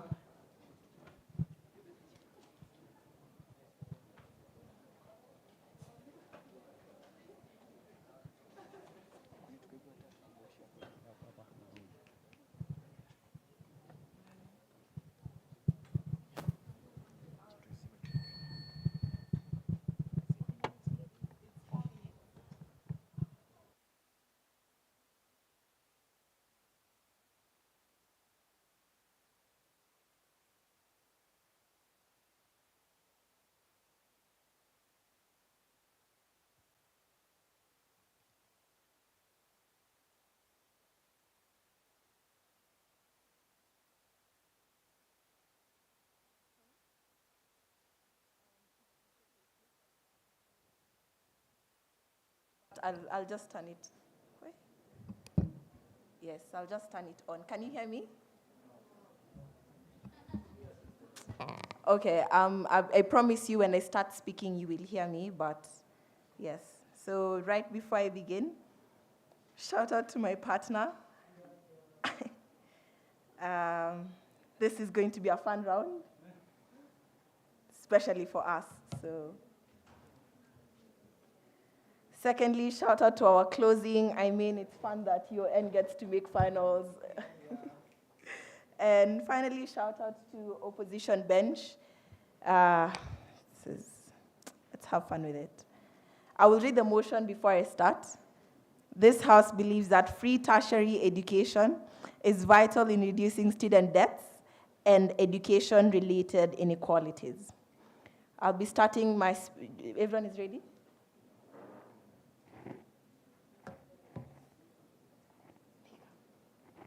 I'll be starting my speech in 3, 2, 1. Few things we need to understand. 1, how does education-related inequalities look like? 2, student debts. 3, why free tertiary education is very important and why we think reducing student debts is the biggest thing that we need to solve within societal structures, especially for people who want to pursue university education and things like that. So to begin with, education-related inequalities look like 1, people not having access to education to begin with, which mostly looks like campus being very expensive for people to actively access. What this looks like then is a consistent addition of prices when it comes to school fees that exist within tertiary education structures, because A, universities need to continue having a model system where they fund themselves and actively run activities. Secondly, a student needs funding in regards to them having food and things like that to survive within university structures. And even thirdly, they need to have a capacity where they can access resources for them within university structures, which then means that they actively have to go into getting debts and student loans for them to survive within societal structures. What this mostly looks like is that A, they apply for help, but most of these instances, they either lose out from getting this help because they do not have guarantors who can actively buy into the whole idea that they will pay back this debt, or even secondly, they do not qualify for the debt to begin with, which means then in such instances, they do not have access to education to begin with, and we think this is a really, really big problem. If they don't have education, they don't have capacity to have jobs that can sustain them. They don't have capacity to gain like some level of accommodation within societal structures. Without these jobs, success is very minimalized. Without success, there's no guarantee of projection within societal structures. That's a bad thing. Student debts then. Student debts largely exist at a point in time where you actively have to take loans for you to survive within university structures, which is the only model then that is not offered by the state in regards to the state covering up like a huge amount of money for you to exist within societal structures or things like that. Where student debt's bad, it's because A, even if you succeed within school structures and you start working, you're still disadvantaged as a human being because your money doesn't go into building yourself and building your career and setting yourself up. Your money goes into paying student debts and student loans, which largely means then that rich people continue to have an upper hand within societal structures. There's no development for poor people. You still remain poor. There's no solvency mechanism for you, and this is a bad thing. Free tertiary education then. Free tertiary education looks like you are guaranteed that your entire school fees from first year to fourth year, whether you're doing medicine, journalism, or whatever it is you're doing, is guaranteed in regards to you only have to worry about your upkeep. We think this is a big incentive because 1, you now have an incentive for people to actively buy into going into school in the first place. We have people who don't get into violent crimes or even other activities in their societal structures because they have a direct incentive to get into university. But even thirdly, you have people who actively have an incentive to work as hard as they can in high school structures because they already know there's a guarantee that they can actively go into tertiary education because there's a guarantee of getting free education. Why do we think this is a big argument in regards to solving the gap that exists within inequalities? A, gender inequality. At a point in time where women are consistently disenfranchised within societal structures, and at a point in time where there are still families who believe that women do not deserve to have educational structures, we think then when you have free tertiary education, there's a direct incentive for girls to still access education in these structures. Secondly, poor people within society, they do not have to worry about paying school fees because they're not already guaranteed for them. We think at a point in time where you maximize capacity for people to access knowledge and information, you create avenues then for them to have knowledge in regards to setting up businesses for themselves. Secondly, in situations where they are guaranteed success because they're guaranteed that once they finish school, even if they do not get employment, there's a guarantee that they can start their own businesses or have some knowledge or some modicum of like specialization in regards to bettering themselves within societal structures. But even finally, on weighing, we think we win this debate based off of two things. One, we solve the inequality issue in regards to solving the biggest problem when it comes to accessing education. But even secondly, we guarantee success. When we guarantee success, we reduce the whole idea as to where rich people are the only people who continuously have success within society. We create an avenue where poor people have an equal advantage to work, to earn, and to become established people within society. We solve the biggest problem within this debate. We rest as OG.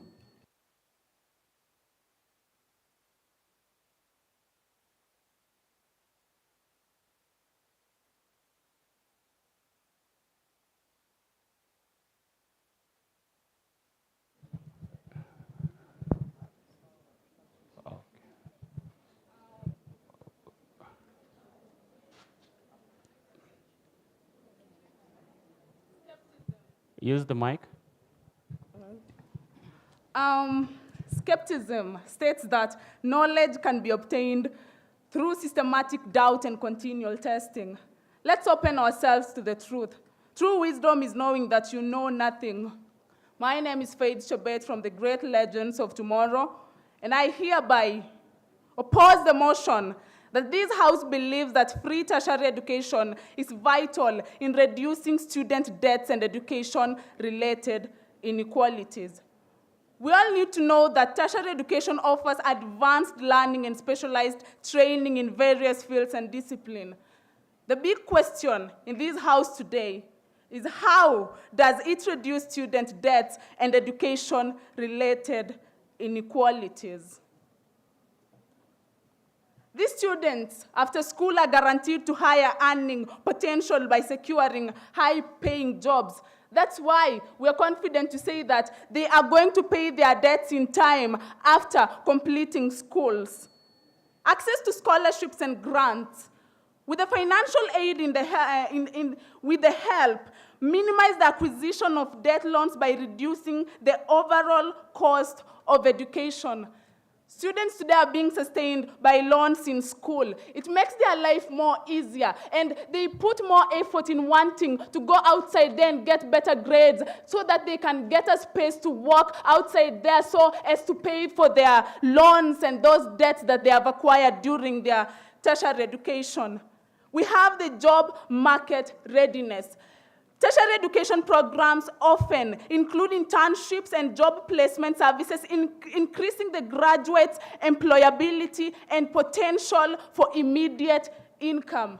It is so true that whatever you do has to have a pay after all. You're so sure that after completing your tertiary education and you know that whatever it is that you've done there is so vital in the economic-based world, you're going to get a job simply because you are prepared you have the market readiness. We also have the skills development. Higher education equip the student with in-demand skills, making them more competitive in the job market and potentially leading to better financial opportunities. It is so evident. We have seen that. And in terms of education-related inequalities, it expands the access to advanced skills and knowledge that contributes to economic and social mobility. What is social mobility in our case? It enables those from lower socioeconomic backgrounds to break cycles of poverty. By gaining qualification, people can access new social networks and opportunities. We've seen people move from grass to grace simply because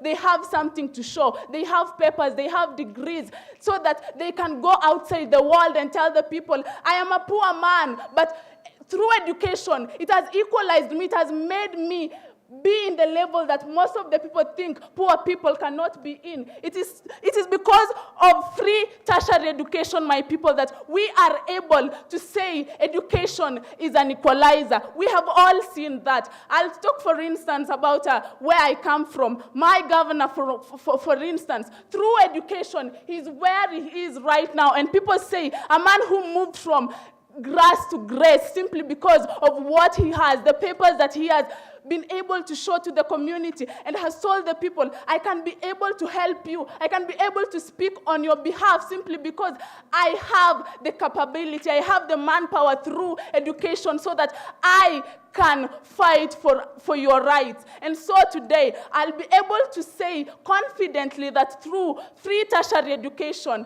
education is an equalizer for all of us, regardless of our socioeconomic groups or where we come from. Thank you. I rest my case. Now invite to the floor the Deputy Prime Minister, here.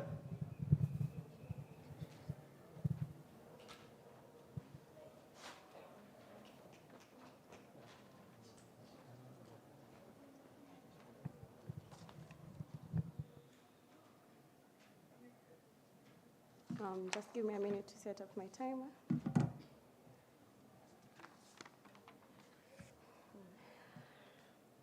Yeah, first of all, I'd like to shout out to my partner, shout out to our closing, shout out to UNDA, shout out to everyone here, and shout out to opposition bench.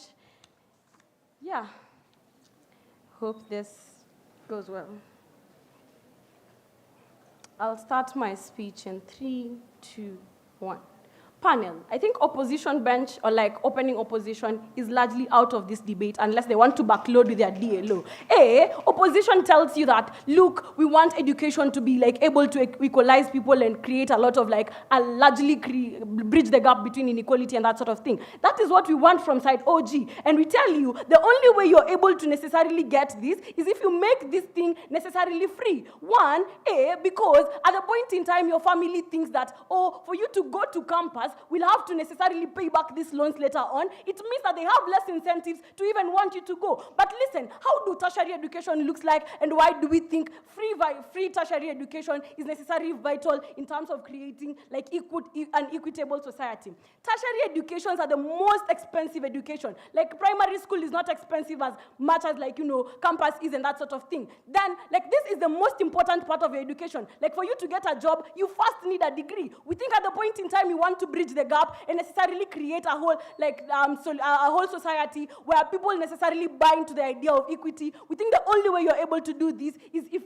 you're able to maximize the number of people who go into these places. How are you able to do it if you make it free? Like that's just common sense. But the extension here and like the justification of this is like this: you exist in a social contract. Like the government already has a social contract with you. You sign into the government and that sort of thing for them to provide for you like a better future and that sort of thing. They're obligated to necessarily pay for you your tertiary education and that sort of thing. Why do we think at the point in time they don't buy into the free tertiary education, that sort of chart, it's necessarily a bad thing, and why do they fail? We think the government first of all fails out on its entire duty to take care of you as a citizen. What are the impacts of this?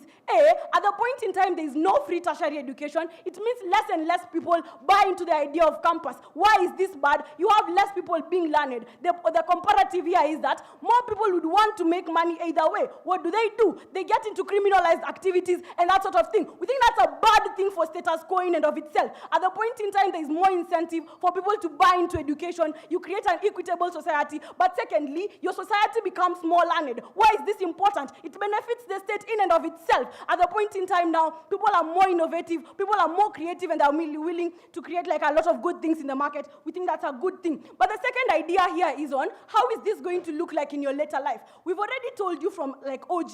My partner already tells you, at the point in time you have to constantly pay loans, at the point in time you already get a job and that sort of thing, what it then means is that rich people continue to get richer. And this is the mechanism for this. At the point in time, we both go to campus. I take a loan to go to campus because I couldn't afford, and someone else is just like studying because their parents are able to pay for them. When we both get the same paying job, it's like just like, like basic common sense that I'll have to be paying back my loans at the expense of like me, like getting all the money that I would want to necessarily grow myself. Why do we think this is important and why do we think this is bad? We think at the point in time, rich people necessarily continue to become richer and poor people necessarily continue to pay loans for their past and that sort of thing. We think that's a bad thing. Why? You necessarily exacerbate the inequality that exists. But the biggest problem in today's debate is two things. A, how are we able to solve the inequality that already exists? But secondly, how are we able to make people access education? The only way you do these things is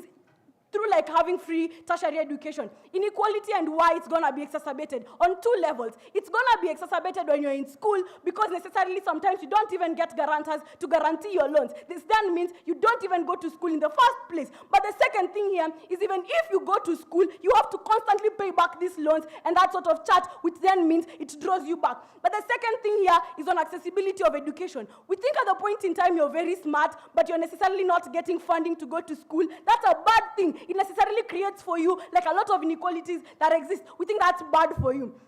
But here is what OG tells you, and this is their biggest case. Like, you need motivation to go to school. The only way you get motivation is if there's someone paying for your school fees. We think that's a very good thing. But the incentives that you have to go to school when you have like loans and that sort of chat necessarily buying into, your parents will necessarily think just like get married to like some rich man and that sort of chat. They are less likely to buy into the idea of campus. We don't think that's a better way to create an equitable society. OG wins. We now invite the Deputy Opposition Leader.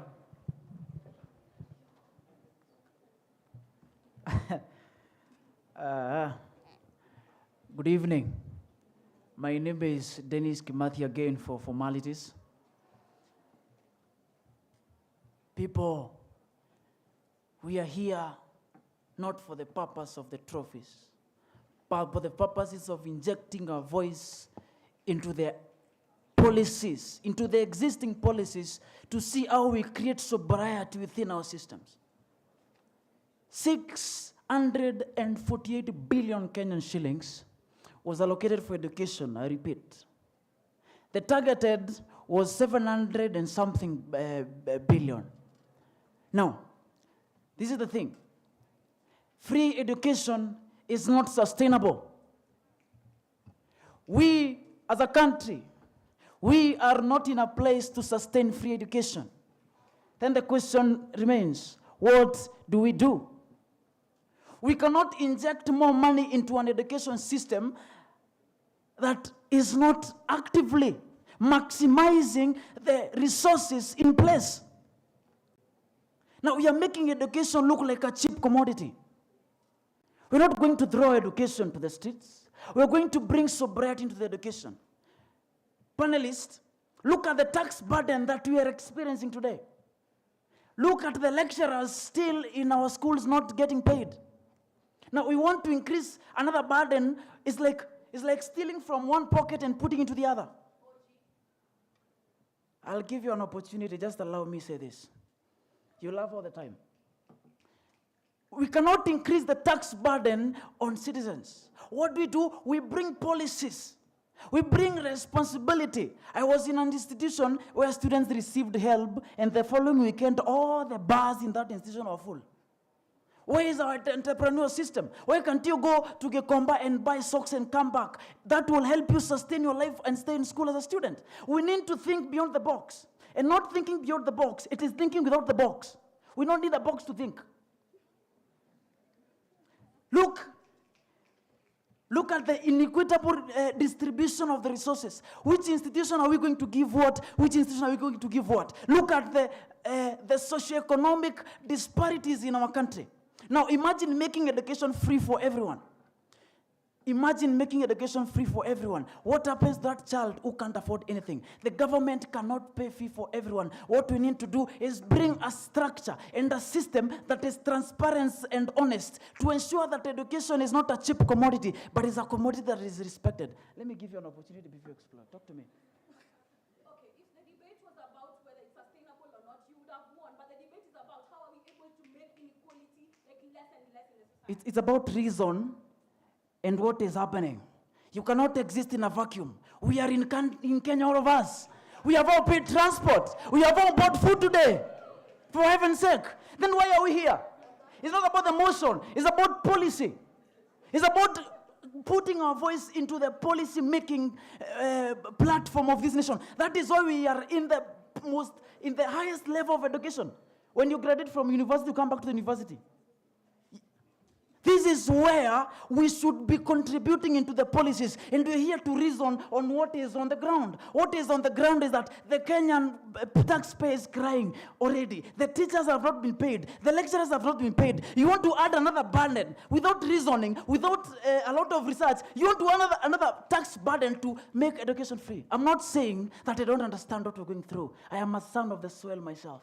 But you need to bring sobriety. We can't bring emotion into this. We need to bring what is factual. We all need to understand this. It is our responsibility as a country to ensure that resources are not misused. In a second, I'll say this. The option we have is to bring sobriety and distribution of resources of what we have, maximize them, and ensure that every time we receive a loan from the government, we make it count. I rest my case.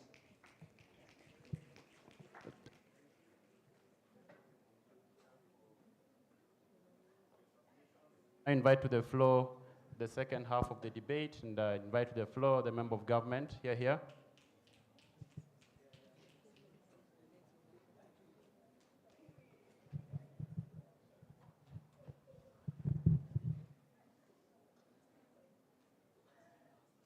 Time.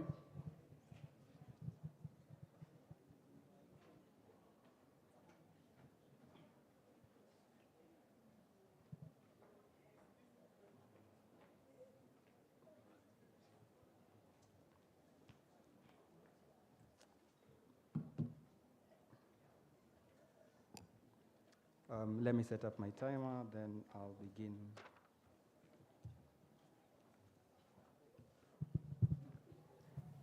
We're speaking for 5, right? 4. 4. For real? Yes.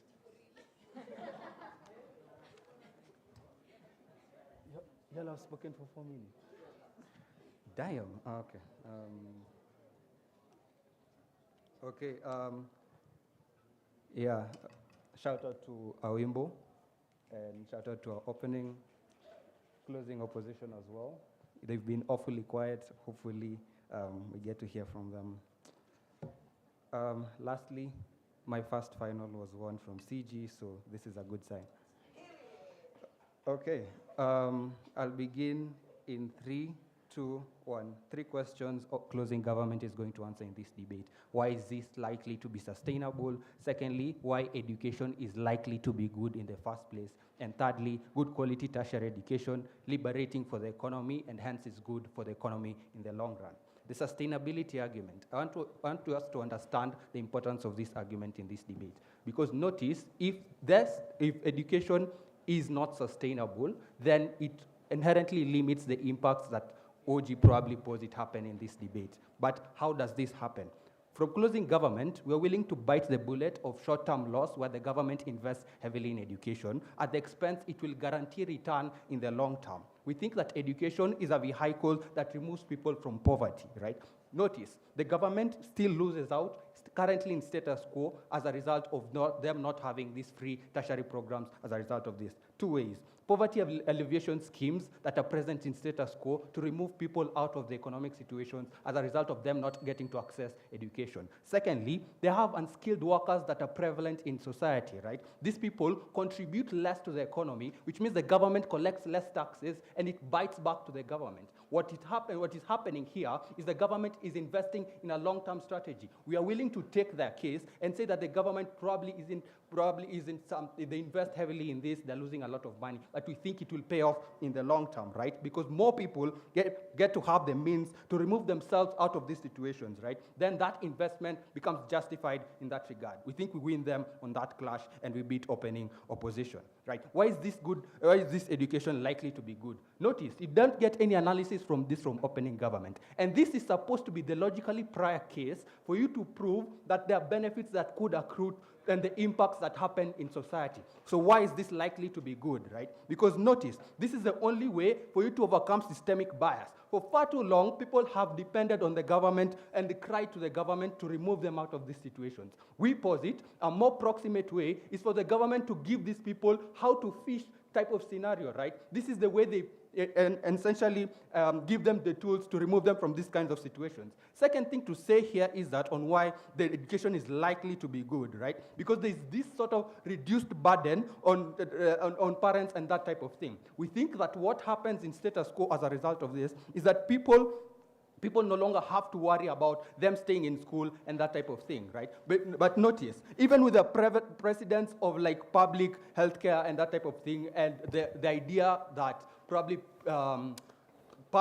public institutions are probably not the best services and that type of thing. We think that even with still that precedent, people are still able to access these schools. People are still able to go to these hospitals. People are still able to access these tertiary institutions. We think that marginally better benefit that accrues to society at the end of the day becomes justified in that regard. But lastly, a majority incentive as a result of this. Right now, the government is investing 30% of its national budget in education. This is likely to increase, which means now there's much more incentive for the government to actively pour and make sure that education becomes better and that type of thing. The impact of this then becomes particularly simple. You provide the underprivileged an ability that beyond self-actualization that you get from opening government, the ability for them to clamp down on intergenerational transmission of poverty, which means then that generation does not carry on to your offspring and that kind of thing. This provides a direct link of education with upward mobility for people within status quo. If it's a question of answering the inequality perpetuation in this debate, then we think closing government in particularly does this to that extent. But lastly, in terms of impacts that I'll prove in this debate, right? More people get to enroll to higher learning, right? Because you have this elevation of stress, people no longer have to worry about having a part-time job to sustain themselves in school. The comparison then becomes, people then get to drop out because school becomes overwhelming and they have to seek funding as a result of this. Vote CG, we win. Here, here.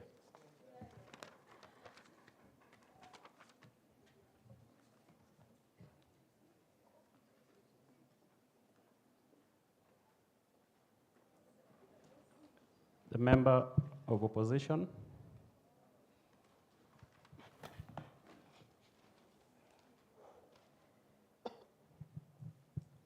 So my times begin in 3, 2, 1. Panel, my name is Amos from JQuat, and I'm here to oppose the motion of free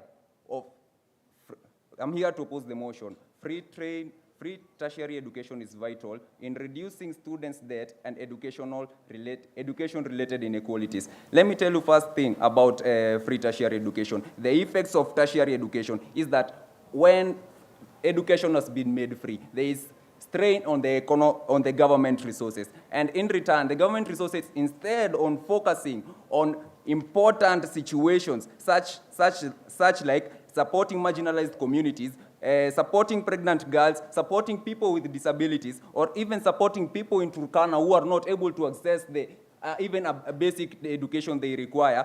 So instead of focusing on the free education, on tertiary education, the government should use those resources on supporting marginalized areas and even places that require those finances even more. Other thing that you should note about the free tertiary education is that the free tertiary education bring about disparities in institutions. Here, we are talking about reducing education-related inequalities. So, how does free tertiary education brings about disparities in institutions? Note that in public institution, only private institution mostly benefits other than the public. Did you know that only 6% of low-income quartile benefits by enrolling into tertiary institution compared to the 32? So what does this bring? This brings about the quality. This brings about the fall in the. Sorry. This brings about the This brings about the poor quality in education. My friends here had said had come up with a point about high enrollment. Yeah, it is true that there is high enrollment in universities. The only thing that they didn't tell you is that high enrollment in universities create a poor quality of education. Let me tell you something. If the government should only focus on improving the things in paying of fees of the students, who will focus on building the infrastructures, building the labs, providing the necessary books, or even the resources that is required by the school. So on our alternative, we request that the students should be able to pay a minimum or a little fees of, let's say, from the 30,000, he or she can pay that 13,000. This can be used in paying of the bills, especially during this time of strike. The fees which the students will personally be paying, hence some of which will be used to pay the lecturer's salary. Hence, we won't be having such issues about lecturers going on strike, or such issues as lack of infrastructure or properties which are essential in the university. So that is why I'm saying the free tertiary education should be minimized or should be totally withdrawn from even the bill, because it usually creates poor quality of education. It usually brings about disparities in education, where not only those people who want to afford the quality education will have to undergo the private institutions. And what you should know about the private institutions is that only private institutions have high fees that will bring about inequality when it comes to income. The poor families who are not able to, who wants the proper education, the quality education, will have to send their children to the public where they won't get the quality education. And so in return, the student won't get the quality skills that are required in the essential field. And when it comes to quality, he won't get a quality job, and hence he won't be able to pay he won't get a quality job, or even, the quality job, so he won't be able to pay off his students' debts. So I rest my case. Thank you. We now invite to the floor the last speaker from the government side, the government whip.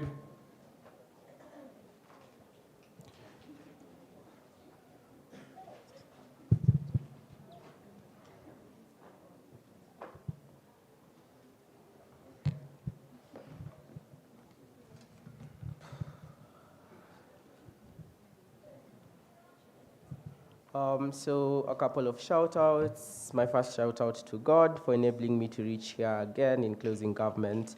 Second shout-out to Ramon for being a good partner. Third shout-out to our opening team from UNDA. It's lovely having you guys in the same bench. Shout-out to the guys in OP, and shout-out to the panel as well.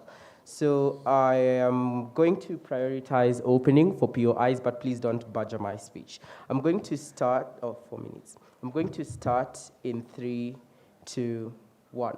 The inherent problem with opening government case is they run to prove impacts without proving the prerequisite mechanisms that prove why these impacts accrue. I think opening government tell you a couple of things. They first tell you how more people access these things, and these things help them get jobs, and that's a good thing. For you to prove that argument, you need to prove two crucial things. Firstly, why that model in and of itself is sustainable, and secondly, why people get quality education within that system. Because without proving all those things, it means, at best, the benefits you get from opening government are short-lived and do not even serve that purpose. And this is the first reason why we beat opening government, because of that idea of logical priority. We tell you two crucial things. Firstly, on sustainability, why the problem that makes the government system unsustainable in and of itself is that idea of unskilled workforce existing within society, which means people are unable to contribute more to that particular economy. We explain to you why, crucially, having this free education means then the skill sets of these individuals are able to improve in a vast majority of instances,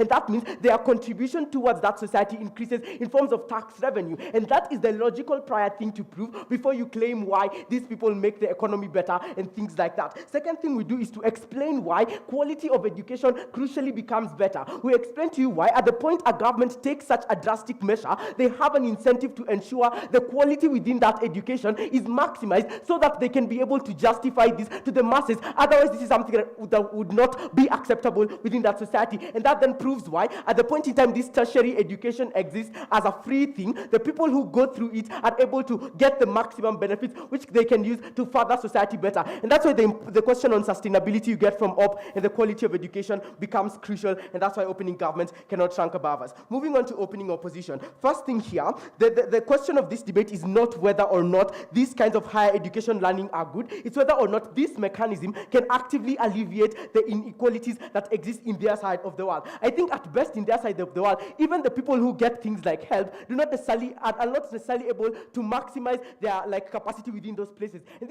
this is bolstered by something DLO tells you. DLO tells you when people get these help funds, most of them go out to bars and spend them there. That means crucially, they don't get money, they don't put this money towards paying for their fees. That means they're locked out from things like course registration, and they're unlikely able to participate within that education system and get the educational value within that space. That then means on their side of the world, even the model that exists actively disenfranchises the people on their side of the world. But the worst thing is that it leaves them with debts in society that actively make their lives worse off. We think that's something bad on their side of the world. But then secondly, they raise a question on sustainability. I think we already proved that on two levels, why the skill set likely improves on our side of the world and why the government itself already has an incentive to make these kinds of things better in our side of the world. Moving on to what you get from closing opposition. Firstly, closing opposition tells us it causes a strain on the government resources. From closing government, we tell you something simple. We're willing to bite that short-term loss insofar as at the point in time we implement this in society, it accrues society better long-term gains that are maximized for the long term. That means even if for a short time we use massive resources to make this access better to people, we are able to maximize the returns from these kinds of things in the future, where we have more employed people who have the prerequisite skills to actively help them contribute better to that economy and actively increase the finances for that country. That means even the performance of this country towards its people likely improves better on our side of the world. The idea of poor quality, we already explained to you, at the point in time the government takes such a drastic action, it necessarily has an incentive to make sure the quality is far much more better on our side of the world. So why do we win from closing government? Firstly, we prove to you why inequality is challenged on our side of the world on two levels, by providing access to people, but then secondly, giving people quality education, which is the prerequisite of unlocking all those benefits of moving away from inequality. With all those reasons, prior to win from closing government, vote CG. I rest my case. We invite the last speaker in the debate. That is the opposition whip.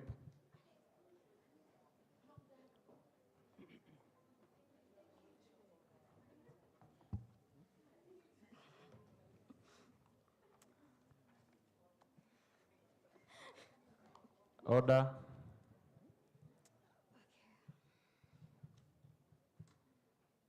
So shout out to my partner and everybody else who matters, but I'm just going to begin.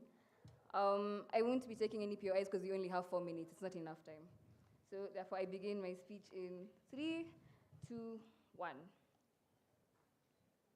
Okay, so to begin with, why exactly is student debt a problem? Why is it a problem to begin with? Why do you want to reduce it? Student debt is not a problem because we cannot pay the fees. Student debt is a problem because people, when they leave school, they are not able to pay them back. Why are they not able to pay them back? Number one, we have a shortage of jobs. There aren't enough jobs in the country. Number two, even if you get a job, the job that you get, the quality of the job is not enough for you to be able to pay back the debt. So therefore, and another reason why it's not able to pay it, because of the high cost of living. So therefore, the reasons why you're not able to, why we have a problem of student debt is not really because of the fees that you're paying, but because of all the problems that I've listed. Why do I say this? Because if you look at our alternative that we gave you, whereby you only pay a little bit of fees, the amount of fees that you were paying in your high school, therefore, the amount of bottles that you've been having so far before the new one was introduced, you're paying as little as 13,000. For you to have made it to campus to begin with, it means that when you were in primary and in high school, you were paying school fees. And therefore, these people are able to afford a little bit of school fees. And therefore, the problem is not the fees. If you can have the fees to be as little as this 13,000, the fees will not be the problem. The problem will be all the other things that I have mentioned. Number two, the education-related inequalities. What do they look like exactly? Marginalized communities, people in Turkana without schools, pregnant girls, people with disabilities. Why do they exist? They exist because the government does not have enough funds to properly support these people. The government does not have enough funds to make this not a problem. Therefore, the sustainability problem that we're raising in this debate is therefore very important because the government does not have enough funds to support them. Therefore, how can you say that the government will have enough funds to fund free tertiary education? It will not solve the problem of education-related inequalities. It will rob these sectors of the necessary funds that they need in order for these problems to be solved. And therefore, that's why having free tertiary education will not solve the problem of student debt, and it will not solve the problem of education-related inequalities. It will only make things worse because now the government is not only struggling to support these people, it's also struggling now to put you through university. Now, closing try to say that they'll bite the bullet, they'll take a short-term loss for a long-term benefit. We're telling you it's not sustainable because we are already on our knees as a country. We have so much debt accrued. Our lecturers are on strike. They're not even in university to begin with, and we are paying them a little bit of money. Now imagine if education was free, we'll have no money to pay them. The country is on its knees. To be frank, therefore, and so it's not even we won't even have those long-term benefits. We'll be dead, or we'll have sold the country off to China. I don't know what will happen, but it won't be possible. It's not sustainable to begin with. Yes, and so therefore, what was OG's case? They tried to say that campus is expensive to access. They tried to say that you need loans to survive in school, and therefore you'll have more incentive to get in because you know when you're in high school you'll be able to go there. Okay, if you're in high school, your parents already paid for you. I've already talked about all of this, but let me just talk about it in case they don't get it. Parents have already paid for you to get to high school, so you know that you'll be able to get into university. Okay. It's not going to be expensive if you use the model that we are giving you, the alternative that we are giving you. And why actually is the alternative better than everything else? Because our alternative is not only going to improve the current situation that we have. Because the funds, you see, if you're going to pay a little bit of 13,000 is going to be used to pay lecturers, to pay bills, keep the lights on, just the basic things, pay for water. The government funds can instead be used to push for improving resources, supporting entrepreneurship in the country, and lowering the cost of living, and so on and so forth. These things will reduce the strain on the government, and therefore we'll be able to solve the issues that have been given in the debate, the student debts and the education-related inequalities. And therefore, all the points that they've given basically can be solved if you use our alternative instead of trying to use the free tertiary education, because that is not sustainable at all. Because even if you have higher enrollment with no fee, you reduce the quality of education that they're going to get to begin with. It'll be very reduced. But if you just have higher enrollment, because you're solving the grassroots problems, so you'll have these pregnant girls, they'll be coming in, everybody will be coming in. And then not only that, the quality will still be improved or maintained because you're paying a bit of fees. And therefore, you'll be able to have higher revenue to be collected because you'll have a higher quality workforce. Thank you. I rest my case. Have a nice day.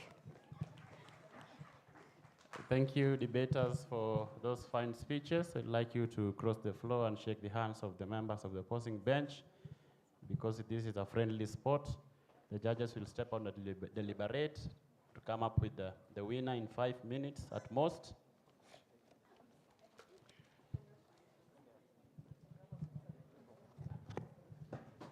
Yes, ladies and gentlemen, that was a session of our finals today, and at least you've experienced the real debate. Niliwaambia tu hapo ukijaribu kuleta akili yako na una content. Ukijaribu tu hivi kidogo unaenda home. Anyways, that was the finals of the debate, and right about now we are going to wait for the judges to come back with the results of the debate. And in a few minutes time, you're going to know the winner of this third edition. And the winner is just some few minutes away. It is just a matter of the judges making a decision. Watu wa JKUAT nimewaona, watu wa Maseno na UON. Remember, we are friends of JKUAT since 2004. It is not changing. Anyways, for those who are still out, na wala wanaondoka pia, tungoje results. It's a matter of some few minutes. We do the awarding ceremony and we'll close this session.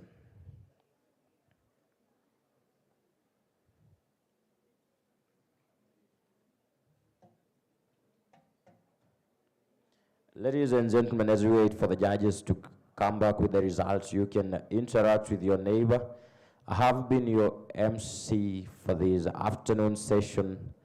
I am MC Flavor.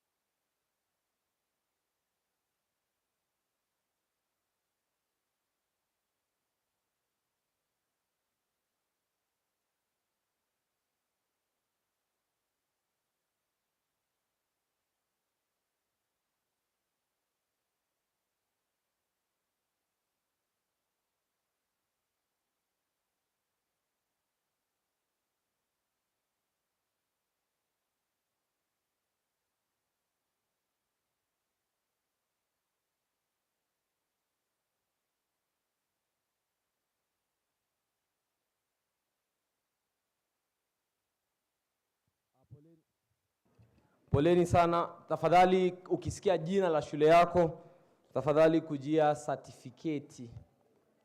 Cheti. Certificate ni cheti. UN, is there a representative from the University of Nairobi, Econ Scholar?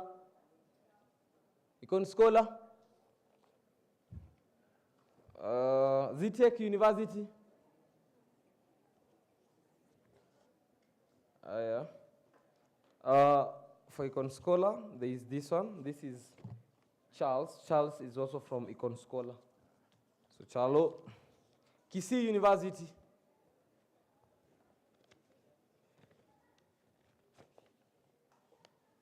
Jen. Oh, ni yako tu. Ndio imebakia, wengine walichukua. Pleasure to see you. Thank you so much for creating time to come. Maseno. Maseno niko na certificates kidogo, sasa sijui hizo zingine ulienda aje. Lakini Mike huyu atawaambia, anaweza kuwa hata alituma list jana usiku, saa 4 usiku. Sasa inaweza kuwa hazijakuwa printed.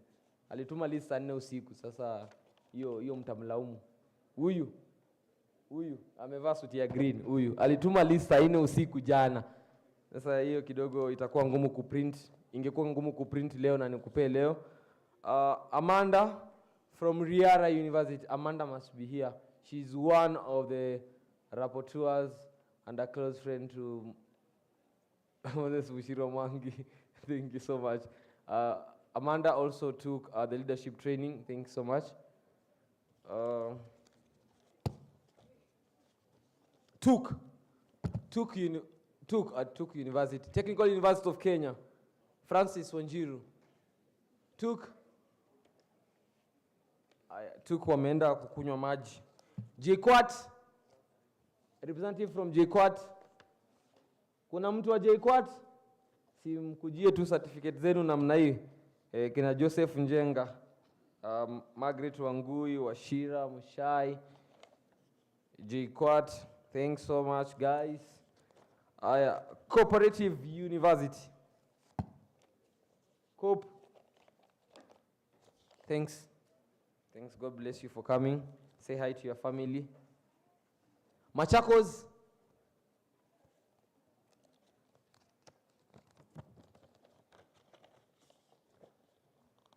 Oh, Shalvin Amavalu.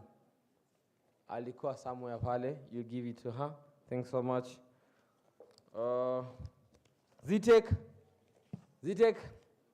KCA. Watu wa KCA tu wanakuja tu ni pana cheza na KCA bwana. Content mingi. Hata viatu Hills zimekataa. Unajua KCA Hills zimekataa kujia mama. Hills zimekataa lakini ni sawa, ni life. Tutanunua Hills, tutakufunza. Harusi lazima ujaribu na Hills. Took Francis Wanjiru. Certificate yake pekee ndio imebakia. Cooperative University. Susan Wangari. Zitech pia imebakia moja. Hillary. So ladies and gentlemen, wenye walituma registration list yao jana usiku kama Maseno University because they were not ready, lakini wanaweza shinda leo. Sijasema watashinda, mimi hata sijui. Na wakishindwa wasikuje tena. Sijasema kwa baya. Maseno some of my friends. Lakini shida yao tu ni hawakipingi time. Tulisema watume Wednesday, anatuma Monday usiku na event ni Tuesday. Tena saa 4. So for those who share their names late, you will receive your certificates in the course of next week. We will see how to parcel them. To your schools. So I know the team leaders or the chairs know. Ladies and gentlemen, naona laptop inakuja hivi, sijui ni good news. Ndio hizo. Wapo tayari. So ladies and gentlemen, hold your horses. Mambo inaenda kukua hatari kidogo pale, and unfortunately university fulani haita make it, lakini bado tunawapenda. Na iki make it, sinanga grudge, mimi ni wenu. Kama shule inapeana mbuzi, mimi ni wenu. Mkishindwa, mimi siwajui. Siwajui, tupatane next year. So I think the judges will be coming to malizia hii.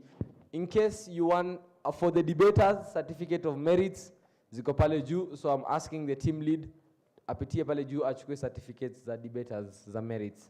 Thank you so much. The judges can now proceed from here.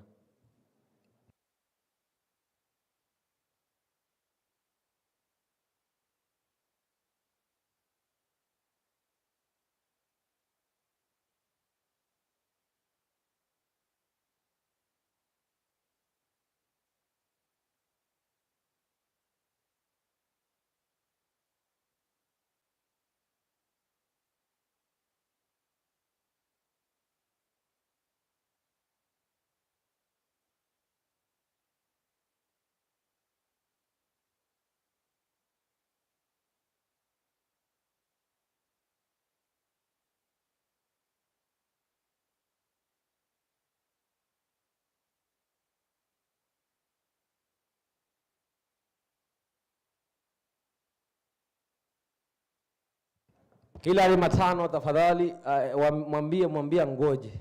Tunataka kumaliza hii mambo. Watu wachuka waende watafute gorogoro. JKUAT wanaweza anza Ijumaa leo. Nilisikia JKUAT inaitwa shiti. Bado I'm trying to internalize shin. Sijui inamaanisha nini. Hilary Matano, umebeba wisdom. Pea comrade answers vizuri, wakulia walie. Wakufurahia, wafurahi. Before I do so, I'd like to speak about an organization I'm part of, and that was onboarded by KESA to support in the debate adjudication. It's called Oration Hub. We run debate, public speaking, trainings and mentorships across the country and within the region and even the wider African continent. So we train judges, we train speakers, and over and beyond that, when there are opportunities to judge within the country, and even across, we take along our people to judge. And with that, we have taken our teams of judges consistently to Tanzania for the Tanzania National Debate Championships, and even the East African Schools Debate Championships that happens on an annual basis. That means in September we're in Tanzania, in June we're there, and in December this year as well, we are taking a team of judges to Uganda for adjudication as well. And we're also having speakers from Kenya whom we've trained, have registered to participate in Zanzibar Opens that is happening within this week, that is in Zanzibar. We have also other teams going to Uganda in December as well to compete from universities across the country for the Pan-African University Debate Championships that brings together universities from the wider African continent to compete debating on a variety of societal issues and problems that need to be addressed. That said, I believe that informed the basis in which, in the wisdom of the team from KESA in the executive, to have us on board to support this adjudication. And whatever deliberation we've had, the feedback you've received as you presented is very important. And should there be any issue that you need addressed on those particular areas, feel free to reach out to us. We can partner, organize a tournament on a different theme, matters climate change, water, everything we can speak on. So you can reach out to me post this, then we have a way forward on the way we can engage. Having said that, we've had a very fiery finals. We have a very good engagement, and I believe a debate is an argumentation process, it's an engagement process. And the engagement in this sense is tied to the motion at hand. The motion we were given for the finals required the debaters to speak on how free tertiary education helps to reduce student debt and education-related inequalities. That was the status quo, the problem statement that they were required to engage on. And as they engaged on, we're looking at one, is their content or the idea they're having. How do they build up that idea? That is the reasoning or the explanation of the idea.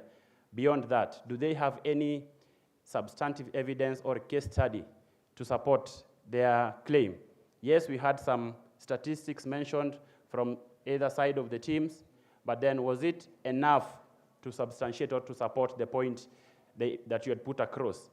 And secondly, we look at the idea development.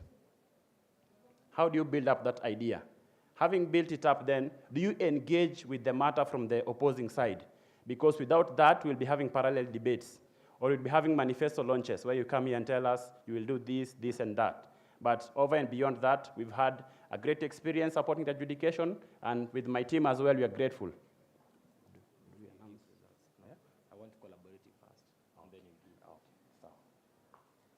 Thank you so much, Hilary Matano. Ladies and gentlemen, I want to welcome the judges who were in the collaborative writing. We are 28 individuals participated, and we are awarding a number of individuals. So, Kibet, if you can hear me, please proceed forward. You're going to give awards to position 1 and 2. So 1 and 2 in the collaborative writing. They will be telling us what collaborative writing is. Additionally, the school where the number 1 hails from will be walking home with something in that packet, if it is called a packet. So ladies and gentlemen, get ready. Things are going to be sweet and hot. So please, let's shorten the speaking. Let's do the trophies and the awards. We go home. Thank you. Yeah, good evening. It has been a long day, and I think it's my great honor to award the best 2 writers in collaborative writing. And then KEFA is coming to award the best institution with a trophy.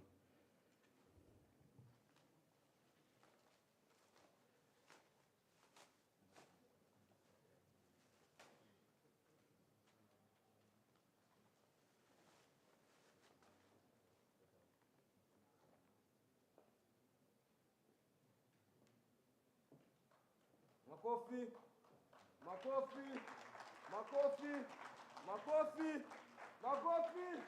Asante.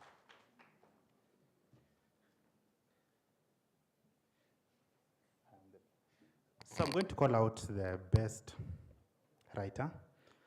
You come for the medal as we wait for KEFA. Oh, KEFA? Oh, okay. So Nyambori Lois from Masai Mara.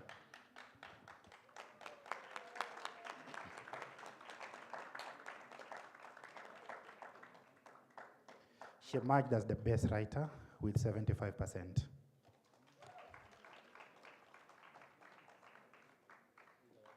We shall call the KESA Secretary General to come and give them the medal.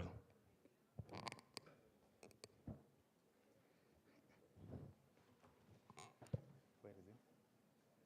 Where's the Secretary General? Okwayo.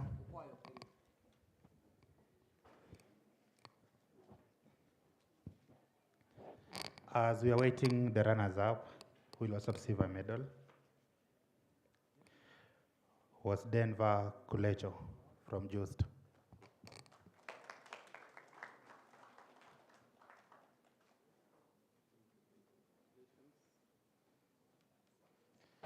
Denver.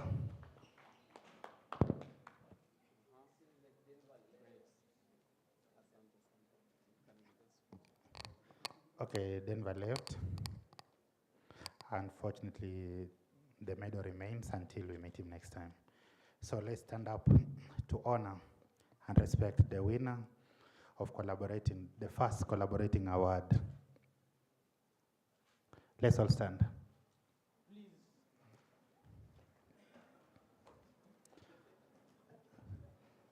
Coming in first is Masai Mara University. KEFA should come and award them. KEFA.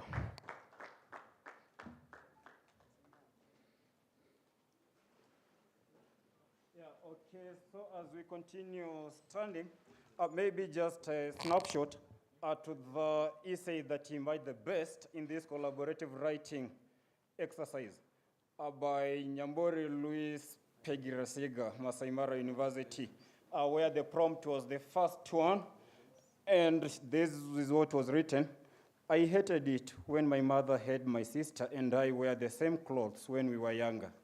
She liked the idea of being a trendsetter by living vicariously through our similar clothing. What aunt of mine wouldn't love her 2, 3, or even 4 children looking as amazing as my sister and I were? However, as you grow older, you realize like your own style. You realize you like your own style. I am sure you have felt the same way too. I resisted my way out of it, and eventually my sister did too. Our image was not tainted, and you have moved through life. We only wish it was as easy for students to change from causes they find challenging as my sister and I did with the annoying matching clothes. We live in an age where people are more concerned with how they appeal to others rather than how secure they are with their lifestyles. My mother, they let the knowing opinion of others run their choices, and this is evidenced in academics. Due to a decline in individuality and a rising need to be in the loop of things, students are forced to some extent to choose courses whose workload they either cannot manage or may find difficult. This can be due to societal pressures or even the need to be associated with a certain school of thought. Parents may also want to fulfill their failed dreams via their children, which is saddening, taking into account the fact that the work they have to do is outrightly depressing. In making a case for mechanical solidarity, we must first know what it means. This is a socialization where people think, do, and believe the same things. It is usually characterized by a lack of division of labor and is prevalent in rural societies. An example is that of my grandmother's village, where all women carried out the same tasks, planted potatoes 47 times a year, and had more children than my and your fingers could count. That is assuming you have all fingers. This sociological, a big word for people study, shows up in the academic space whereby more and more people want to do more of the same courses in the same universities, which limits their life experiences. If more students understood the value of being different, like my sister and I did, they would understand that yielding to societal pressures or a perfect image was as useless as pleasing my aunts. The prompt was about selfish and mechanical solidarity in the context of education. So once again, Masai Mara University, congratulations.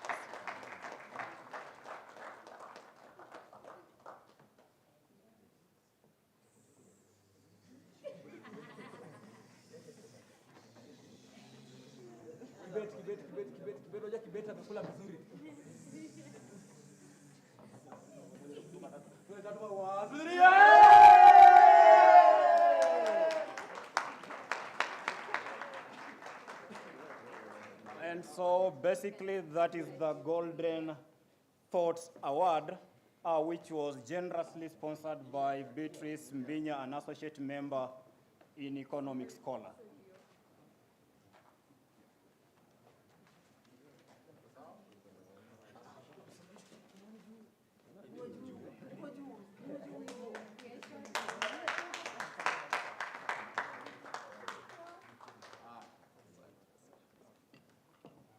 Ladies and gentlemen, hello. Watu wa Narok walifikiria watarudi na kitu nyumbani. Ni Mungu ni mwema. Msifukuze dikidiki sana. Muendelea kusoma. Dikidiki mkifukuza sana mtakosa kupata tena kama hiyo. Ladies and gentlemen, Hilary Matano. To you, Hilary Matano will be reading for us position 3, but yes, we'll be starting with position 3, but Hilary will give us position 3 2, guys.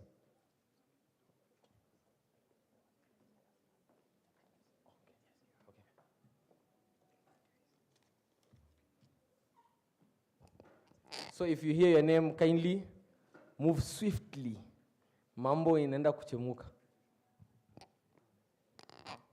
Hapa kuna consultation. So this is Kefa Simiyu. Kefa Simiyu is the KESA's Advisory Board Chairperson. Huyu ndo kidogo anatuchapanga wisdom. In the wisdom of the wise men, ama wahenga walisema, hard work never goes unrewarded. And at this juncture, we'd like to award the debaters for the good work they've done. On that note, we'll award the best speakers for the tournament. This is based on the collation of scores on the tab. And the best speaker according to tab is Jeremy Weru from JKUAT.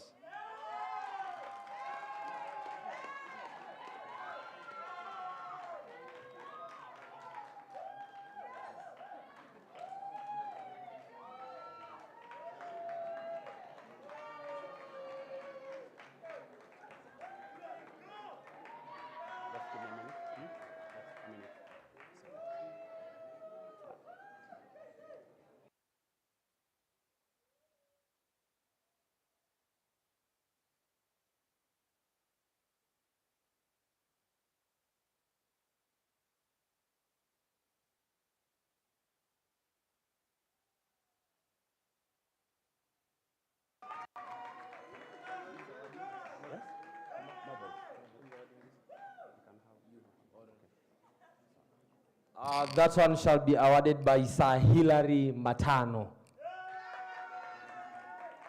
JKUAT kelele ingine? Aya, asante. Thank you. Okay. Yeah. Then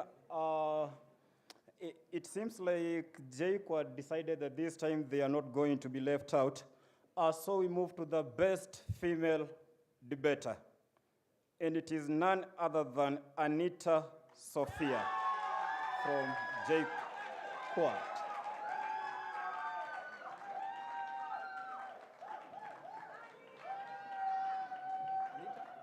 Sophia.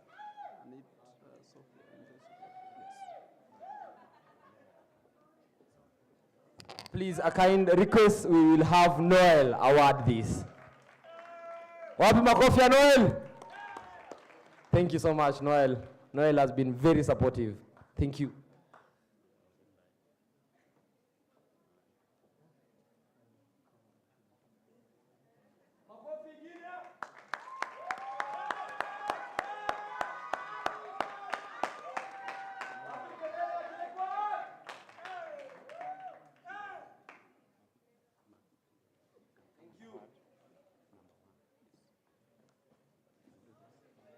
Okay.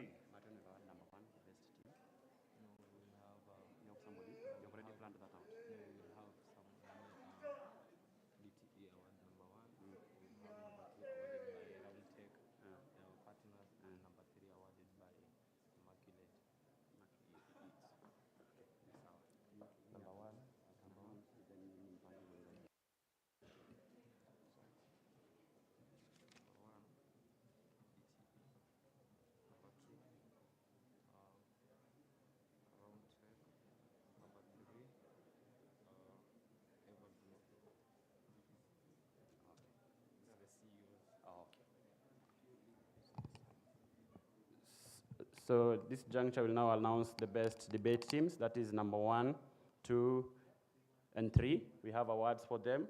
For position 4, you'll have a special mention. So the special mention goes to the team in opening opposition. That is Maseno University A.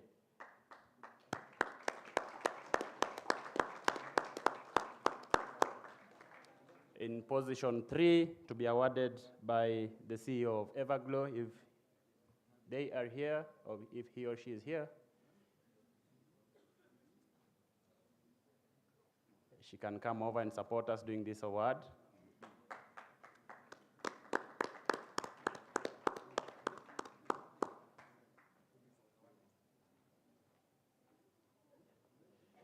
The team that takes position 3 is the team in closing opposition, that is team JKUAT B.